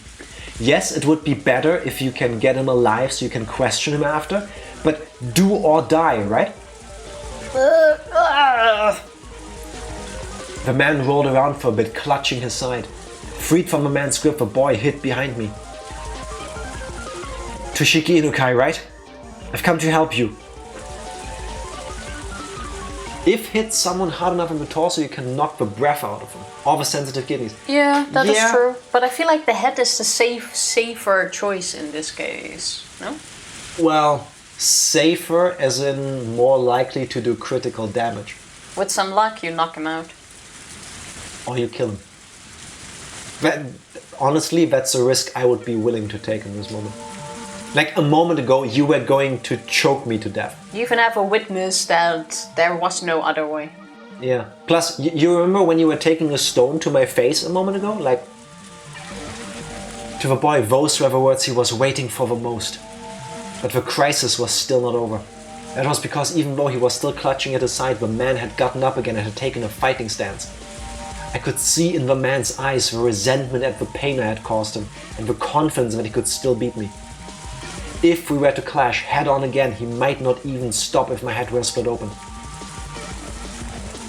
Stop resisting! Surrender quietly! Has that line ever worked in a moment like this? I think this is the other guy now. Yes. It's been the other guy the entire time. The Scottish, Irish oh, that was the one guy Ooishi was is fighting Ooishi. Just hand the boy over. Do you want me to snap your neck? Who would listen to you now? Reinforcements are already on their way. There's no way for you to run. The man reacted adversely to the word reinforcements. That was because he now knew that arguing like this wasn't just a waste of time, but just put him closer and closer to danger. Realizing that the man shifted mental gears almost too quickly. Then let's finish this fast. How about this? What? What the man pulled from his back pocket was, of all things, a gun. Of course, I'm a police officer. It's not like I don't know what a gun is. But having one pointed at me was something I'd never experienced before. Was it real? Of course it was. There's no way it'd be a replica in a situation like this. Put both your hands behind your head and lay down quietly. Don't get cocky, you villain. I won't do anything you say. You stupid idiot. Do you not know what this is without me shooting you with it? Then shoot. Reinforcements will hear the gunshot and head right over here. Are you stupid? We're in the middle of a forest and on top of that it's raining. They'll never hear a thing. And still we're having a whole conversation. This is Japanese kindness in their culture in a nutshell. Like, there's a guy who wants you dead. He has a gun pulled on you and you're still arguing first. As long as he still held that gun, no matter how much I yelled at him, I was at a distinct disadvantage. But I still had a fighting chance. If I were in his shoes, instead of wasting time yelling at each other like this, I would just shoot him and take the boy. That way was the fastest and would suppress any sort of further resistance from him. But the man was demanding my surrender without having fired a shot. Meaning that he either didn't want to shoot or couldn't. In other words, the man in front of me was soft. If I could buy even just a little bit more time, the factors that would lead to my victory were numerous. Ooishi was probably on his way and the reinforcements we called for before coming here should already be well on their way too. Not only that, they should have contacted the local police box. Without a doubt, somebody stationed in the village would be here much quicker than that. Damn it! You have to put a bullet in you to understand how dangerous this thing is. There is no escape. Don't add to your crimes. It feels like the right thing to say, but also like... At that moment, I heard the rustling of foliage and heavy footsteps approaching. If Ooishi was coming here, it's a whole new ballgame. The man couldn't have more than one gun. Ooishi-san! Over here, over here! Huh? I had thought that time was on my side, but I had failed to even imagine that the enemy could also have reinforcements. You could tell the man who had just appeared was one of the perpetrators just by looking at him. He's no naked jokes. They could tell from his dangling testicles. What are you doing? If you don't hurry up, the police will get here.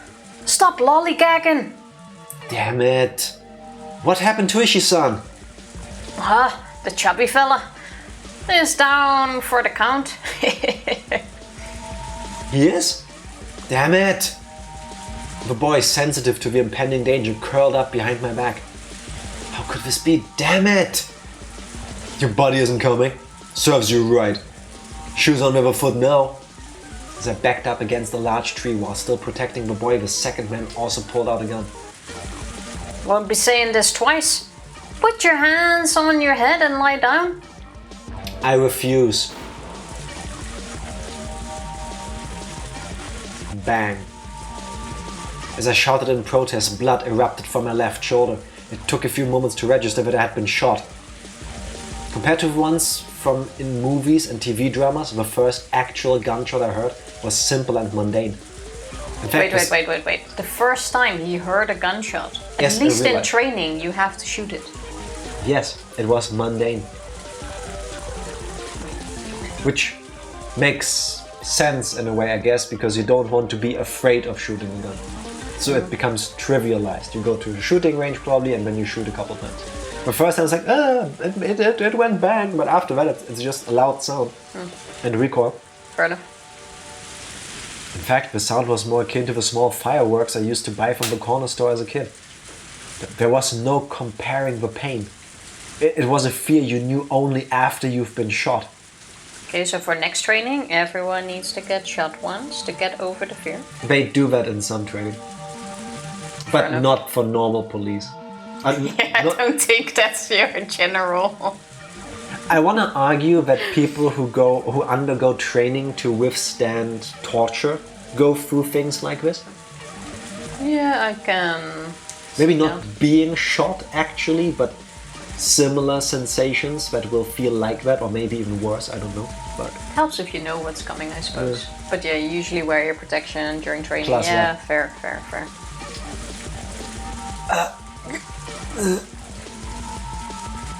Sir? Are you okay?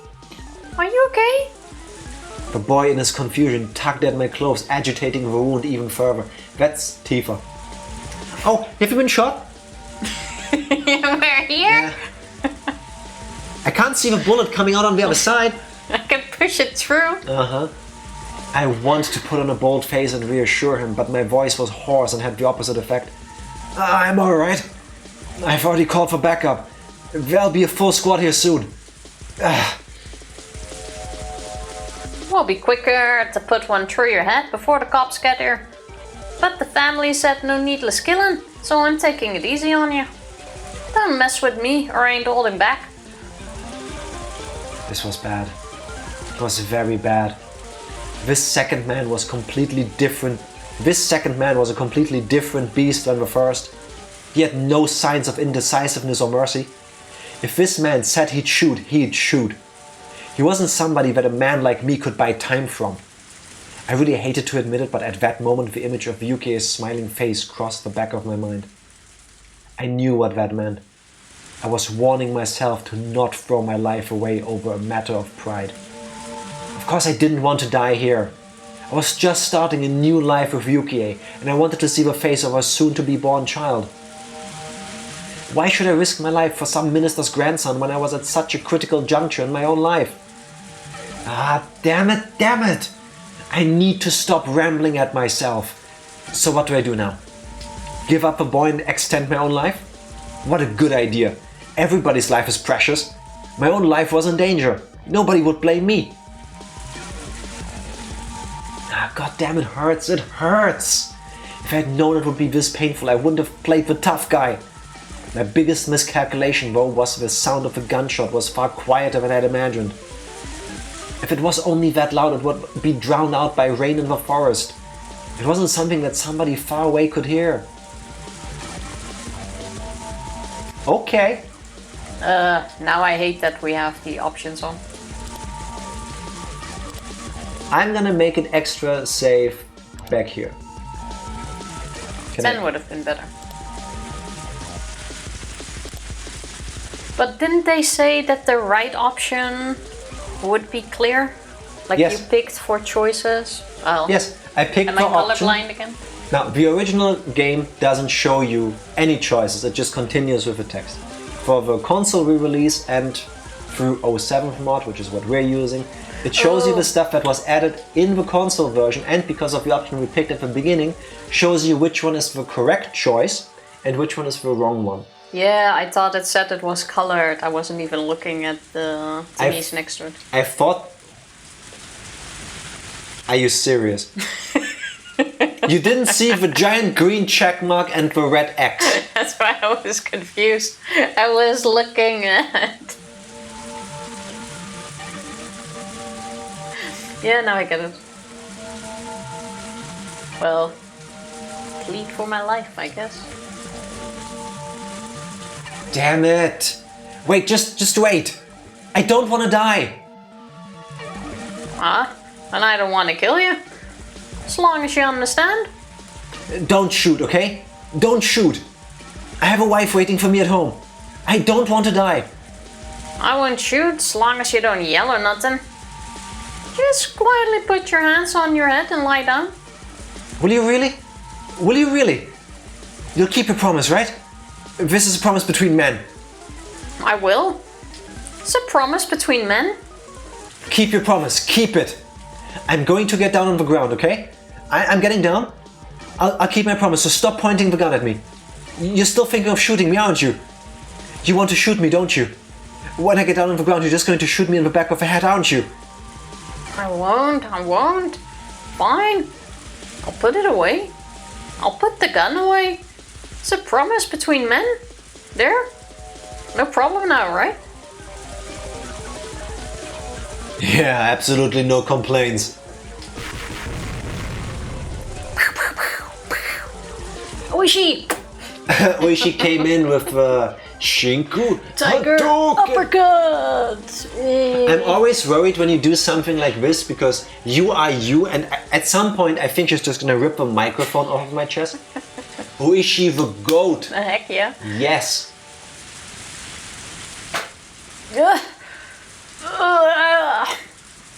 It was over in a flash.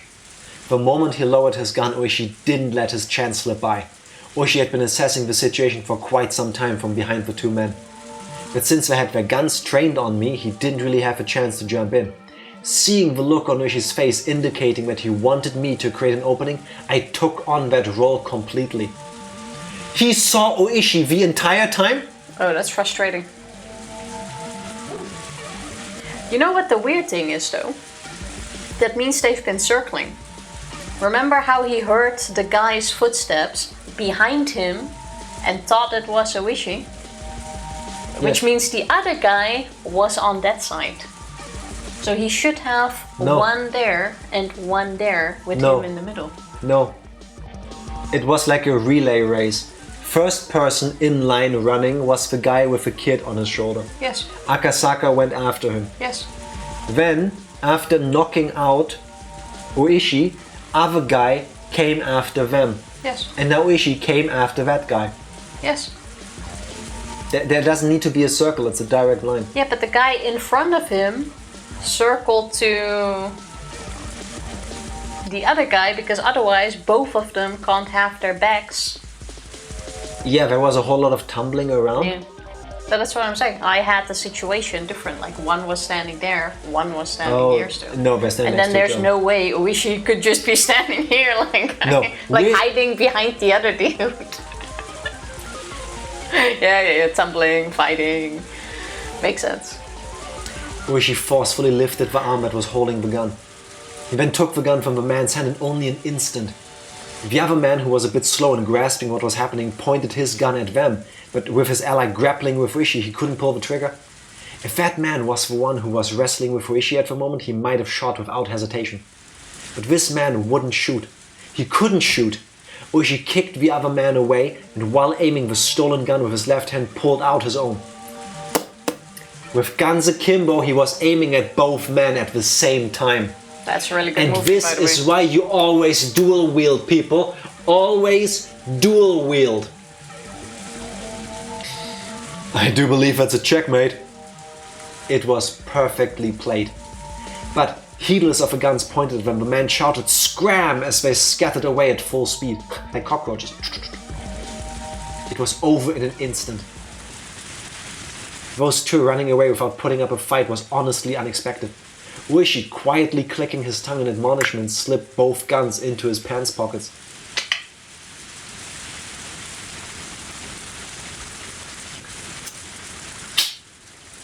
Those guys knew their stuff. What do you mean? An officer won't fire at somebody who's fleeing. I want to keep my pension here. Ooishi and I grinned at each other.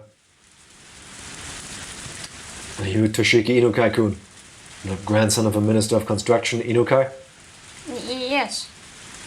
This is going to be a major incident. We'll probably only cut the tail of a lizard, though.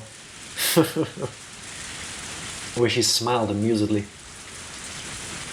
The fact that the Onigafuchi guardians, or rather the Sonozaki family, behind them, was pulling the strings was apparent, but proving it wouldn't be easy. And with apologies to Ooishi, this incident was unlikely to go public. If this caused an uproar, it would obviously lead to the minister losing his office. Why would the minister lose his office if his grandson gets kidnapped and an officer gets shot in the pursuit to find the kid? It doesn't. Didn't we already have this conversation? Yeah. It's the, oh, how are you going to keep us safe if you Yeah, can't yeah. even keep your family safe, sort of thing. The This scandal. So dumb. With HQ having decided that doing so was in the national interest, this would probably be cleaned up quietly. That it happened at all, yeah. Because that's totally the minister's fault, right? That his grandson got kidnapped. You would think there's more need for a security detail for the family of the minister. At least that's how I would be thinking. It might be a rough way of saying it, but this was born in the shadows and was going to die in the shadows. Or she probably already understood the implications behind this incident. For the time being, let's cordon off the area, since it seems that one of them still has a gun. After that, let's get Inukai-kun to safety and get you to the hospital. As the tension in the situation faded, the pain from the gunshot wound in my shoulder blossomed once again. My forehead was also stinging painfully and had grown hot enough to start a fire. Thinking that the tension had caused me to sweat, I wiped my forehead, but what came off was a large amount of blood. I realized that my shirt had been stained bright crimson from the blood flowing from my forehead. You merely adopted the shadows, Ooishi. The Bane voice, the first moment I heard it in the cinema back then, That was so cool. I was stifling a laughter, but by like the second or third line Bane was saying, I was like, no, this works somehow. It really worked, though. You don't expect it, but it works. It was cool as fuck in the end. Yeah, kudos to Tom Hardy? Yeah, Ed Hardy is the clothing brand, right? So it's Tom Hardy as the actor. For coming up with that. Genius. I turned around. The boy was safe and sound. Without a doubt. There would probably be an investigation on the man who ran, but that was for another day. At this point in time, I could safely say we had cleared the major hurdle of securing the boy's safety. As soon as I recognized that, it felt like the lights in my head had been hit by a power failure. My knees buckled from underneath me. My knees buckled from underneath me, the ground there feeling as soft as a cloud. It didn't feel unpleasant, even as I was covered in the rain-soaked mud. I was just thinking this is unpleasant. But apparently it is pleasant. It's a weird choice of words in a high-stakes scenario. Where she came closer, asking if I was okay, but somehow I couldn't tell. I turned off the switch to the last light in my head. The exhaustion enveloped me. Sleep. Something softer than any blanket wrapped around me. Or blood loss. It could also be blood loss. Probably as a concussion. Yeah, blood loss, some at least, but doesn't help in this moment. The stress suddenly being gone, the adrenaline wearing off, and being shot. Oh, and a concussion probably. Let's finish the tip as well. You still want to do the tip? I was going to save that for next time. Might as well. All right, doing overtime today, folks. Hey, take it. It's not often I offer it. Which is really funny because tomorrow I have to go into the office, so I have to get up early. But you don't see me complaining about that now, do you? I'm not complaining that it's an unpleasant experience. You have nothing to do at work. That's not true. A very kind person. If you want to save, we can. You didn't want to. You were like, no, Jack. No, you were like, no, Jack. No breaks. No breaks. Tip. No. I feel like after the... Fucking finish it. Finish the game now, cowards. Like uppercut. I breathed out and somehow that tickled the inside of my nose. Oh, this is... Thank you for your service. What did I want to say? You made me forget about it. No. After that, after the detours we have taken today, especially because of you, and maybe because of my naked wrestling match idea, I feel like everybody deserves that. Why? Some detours are okay. Doing that made my nose tickle even more on the inside. The problem is the itch is like right up here, so even if I jammed my finger right up my nose, it would have to be a very painful experience. Patients admitted to the hospital can only accept calls at fixed times. That's why she wouldn't be receiving a call from him today. Yesterday, she had teased him that he got lonely easily, so he might have struggled with the idea of calling her sooner. Oh, that's the worst. This is Yuki's perspective. Yep. That was much easier to imagine rather than that he might just be too busy to call. Because he's just that type of person. Yuki, whispering that, smiled to herself. Really quick, because I feel like it's important sometimes. But only sometimes. Stop ruining my moments. If as a person, you, watching, listening, are thinking of sending a message to, reaching out to, do it right now. Don't wait. Don't wait another hour, don't wait another day, because what if it's inconvenient, what if I'm bothering them? Do it right now. You're welcome. Very sweet. Hey, you owe me money. Especially then. Even more so then. The announcement that visiting hours were over played over the hospital intercom along with some music. Ding dong. Please go home. Please go home. We welcome Please you go another day. Please go home. Yeah, it works. She exchanged pleasantries with the family of the patient that was staying in the same room as her. Probably eager for his mother to be discharged, their small child was wearing a beaming smile. That child's mother was pregnant in the bed next to mine, with what may be their new brother or sister. They were probably ready to burst with the expectations, dreams, and worries of having a new sibling. The joys of a growing family. No, it can't be any of the kids we know. I was thinking, what if Yukie is... Not even close to Hinamizawa. Wait. Does Reina have any siblings? Reina wasn't born in Tokyo, was she? Reina lived in Tokyo for a while. But no, she doesn't have siblings that we know That of. we know of. Bathing in those warm feelings, I stroked my own belly, which had grown quite large. We both instinctively sucked in our stomachs. It's the cookies. We both did the same thing at the same moment. I could see Tifa's move as I looked over. It's the instinct.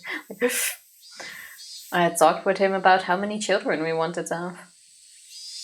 We talked about how if we had 3, it would certainly be lively.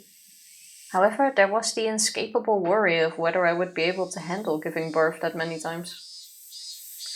I actually saw a comment on Reddit the other day. It was another one of those arguments about what's the worst thing. Mm-hmm. And several women were saying like, oh, birth. Yeah, understandable. Thank you for your service. Some guys were arguing the being kicked in between the legs. Yeah. And then there was one basically deciding comment, and I don't know exactly how it was worded, but he said like, hey, being kicked between the balls is worse because you never hear a guy say, hey, do that again. But a woman after a couple of months might go like, hey, let's get another kid, let's do this again. Which makes that work. Yeah, you saw that in our Discord in the memes channel because I posted it there. Oh, was it there? Yes. I thought it was on scrolling through Reddit. Credit? I mean, I didn't write that. I just found it, screenshotted and posted it. But give me some credit. Okay, no, that's where I got it from. I thought it was through Reddit. Imagine posting memes to our Discord and Tifa looking at them. Well, obviously I did, because I remember, but I thought it was through one of the thingies scrolling through. I don't know where my information comes from anymore. You don't even pay attention to me anymore. Memes are my love language. I'm sad. No, I'm not. I sometimes try to find memes, but I never come across any. That's why every time I find something that is even borderline funny, I just go, snap, post. If I have the time. Oh, but then it was from Nab. That was a good one, though. Thank you. It wasn't from me. I didn't come up with it. I just posted it. There isn't a mother out there who would hate to give birth because of that worry, though. Yes.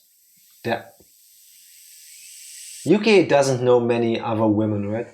Mother, though. I guess. Yeah, but there's plenty of mothers who've had one child or multiple and then go, I would like another one, but I don't think I should because of all that entails. Like, that's normal to think about.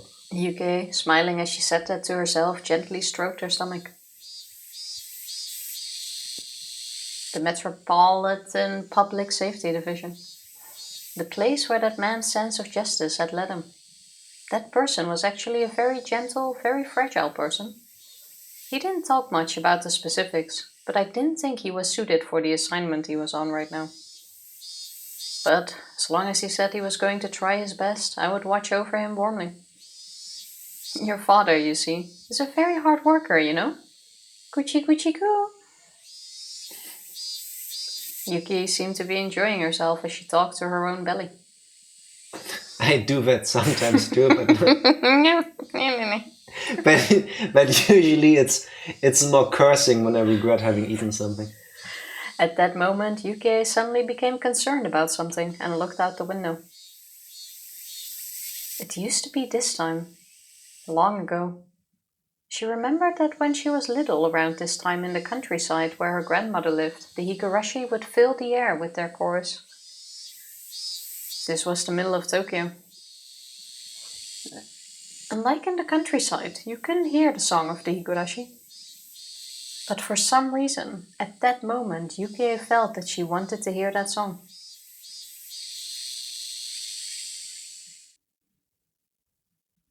So, what's gonna happen to Yuki and or the baby? Nothing, I think. There has to be something because she left Hinamizawa. Don't think so. Higurashis aren't only in Hinamizawa. No, Tifa. You don't put the line in like this into the game and then you don't mean Hinamizawa. That's not possible. Only Tifa would go, it must be an unrelated village somewhere in Japan. I don't think so, unless they're gonna have a daughter who will turn out to be... No, the mother was from a main character, Kun's mother, that was from a big family, but they're not from a big family. Also, it's only 5 years before the events of chapters 1, 2, and 3. Oh yeah, true. I had more in my mind. Unless Keiichi has some sort of Benjamin Button disease. Or something else that makes him age really quickly. No. I don't think she's from Hinamizawa. I think she is. I think her husband would know. I think she is. We're getting close to the end. Oh, nice. I do not actually know that, but I can tell by the fact that we only have 4 Steam achievements left. And one is that we read all the tips. One is that we've seen the after party thing, and then there's 2 more, so. Okay, we're getting there. We are getting there indeed. Oh, pressing all the wrong buttons here. I completely forgot, by the way, that you're going to work tomorrow.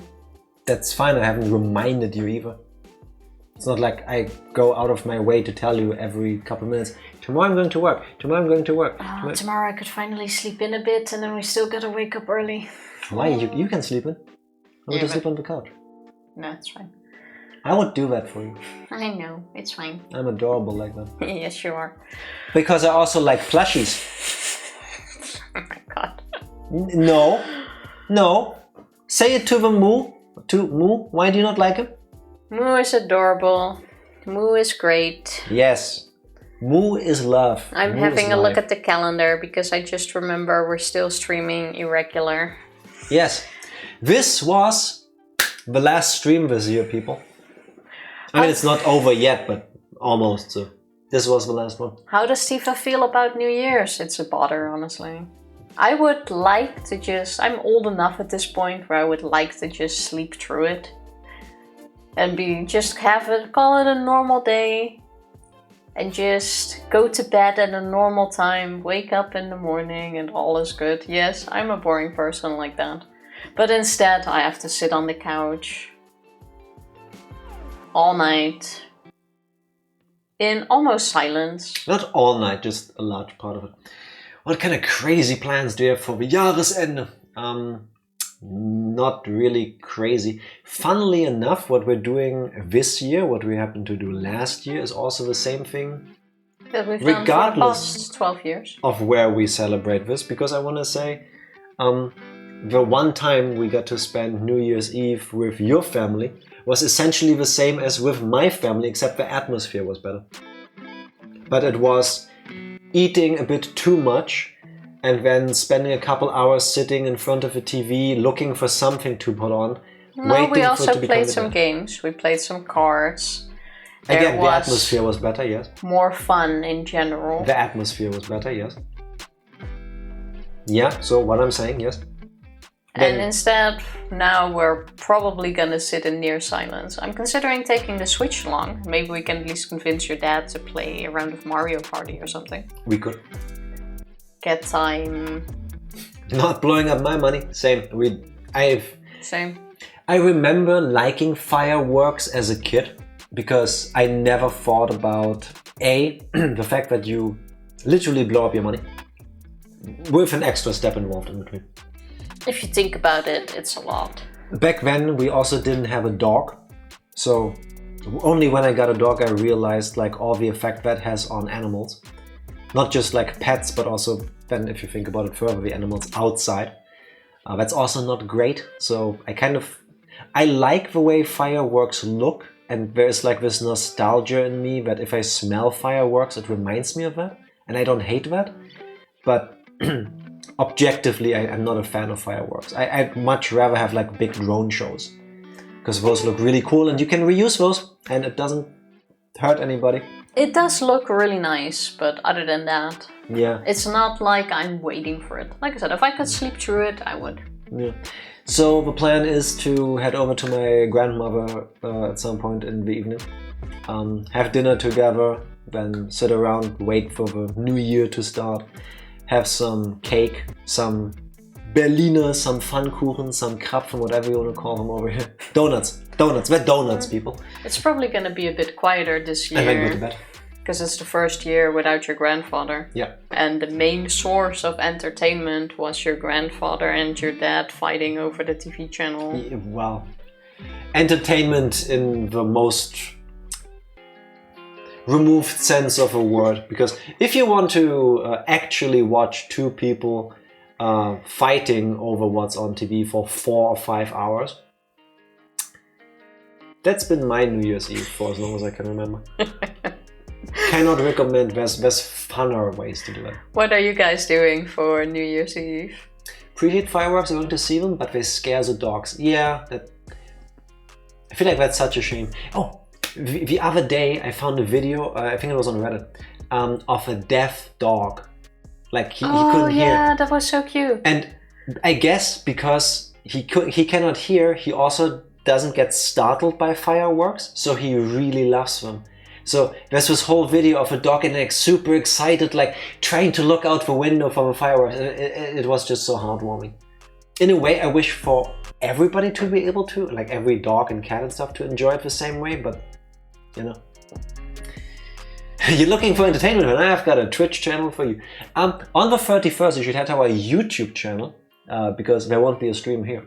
So there'll be something to watch, just not right here, but I'm trying to point somewhere, but on YouTube. But yeah, I see the appeal of fireworks. There's a lot of talk of banning it for the past 3 years, I think. I'm also in favor. But yeah. I also wouldn't mind for the people that do like it to have like organized shows, like at one place. Yes. Have something done for that, which I think is a good idea. Even though I think, like what you said, like drone shows are even cooler. I feel like drone shows could realistically supplant firework shows. Because if you just get a ton of drones and you set up some speakers, you can... It's not the same, I know that, but you can get a similar experience to an actual fireworks show if you want to do that. Or you make use of drones' unique ability to fly around in a pre-programmed manner. Like I've seen videos, this one also posted on Discord, where it looked like like Final Fantasy in real life and somebody cast Meteor. There was this huge circle in the sky with like, it looked like fire falling through it. That looked so cool. Can't do that with fireworks. Yeah, but I think the appeal for most people like one of those Chinese dragons floating through the sky. If I didn't know that was a drone show, I would look at this, I would shit myself. Yeah, but the appeal to most people in fireworks is to actually light it up themselves. So I don't think it will really work that way. Yeah, there is something very, very animalistic to the setting something on fire and then it goes boom. It appeals to a very like... yeah, I can get that. I don't know the right word. To something deep inside of you that makes you boom. I get it. I get it. That's why action movies are a thing. Big explosions, all the action, all the hubbub. I get it. But I don't love fireworks anymore. Regardless what you like and what you're going to do, I hope you guys have an awesome new year. Whether it's sleeping through it, doing some fireworks, just remember to keep safe. Yes. Sitting on the couch, arguing with family, going to a party. Hope you're going to have a blast. Yes, but at a safe distance. Depending on what you're doing, yes. And I hope none of you have to wrestle with a guy without pants in a rainy forest. We'll save that for 2025. I hope you don't get... No, I'm not going to finish that. No. So yeah, we're not going to be back until the new year, which is on... We're back on Friday. Friday, exactly. Yes. Then we've all recovered. We're all fresh and... I was wondering if you bring this up one last time and you fucking did. Psycho. Oh, it wasn't me, just so you know. I brought it up again and that was like a 5 out of 10. what my mind had already prepared for my mouth to say was gonna take it to an 11. But then I stopped myself. That takes a lot. I'm very proud of you. Yes. Yeah. Do you know those moments when you are about to do something, but then you catch yourself and you go, no, I shouldn't be doing that. And then you feel really mature and like an adult in that moment. I just had that moment. Very proud of you. Yeah, that's like the second time this year. Maybe 3. I don't know. I don't count them really. But it happens rarely for me. Well done, well done. Thank you. I am great. That's my gunshot wound. Thankfully not. Imagine. Oh my god, I have another multi-billion-dollar idea. My mind keeps racing, sorry. Here's what, if I'm ever a billionaire, when? It's gonna happen at some point. Here's what I'm gonna spend my money on. I'm gonna get the rights to do a remake of Higurashi. But, hear me out, no changes to the story, but it's gonna be virtual reality. Why would you want that? So that when Akasaka gets shot in the game, you feel like you get shot in real life. So basically, Sword Art Online full deep dive experimental things, but with Higurashi. Oh, you want it more like a movie scene being played out? No, like you're living the scenario. Like you're standing there you need more movement happening. No. You can't feel the getting shot if nothing is being shot at you. Yeah. I think everybody understood except you. You experience the story through the eyes of the protagonists, including what they feel, their sensations. You hear the annoying chirp of the Higurashi in the side. You feel the rain, the heat of your blood as it cuts down your face. You feel the gunshot in the shoulder. Full immersion. Yes. Now I get it. It's gonna be a very labor-intensive start to Unikakushi. Yeah, I haven't fully thought it through.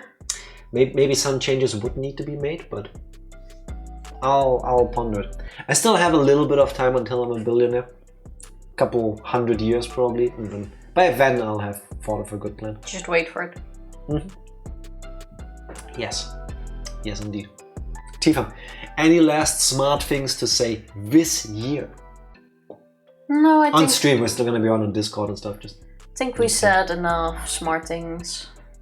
Yeah, I think we ended the year on a high note.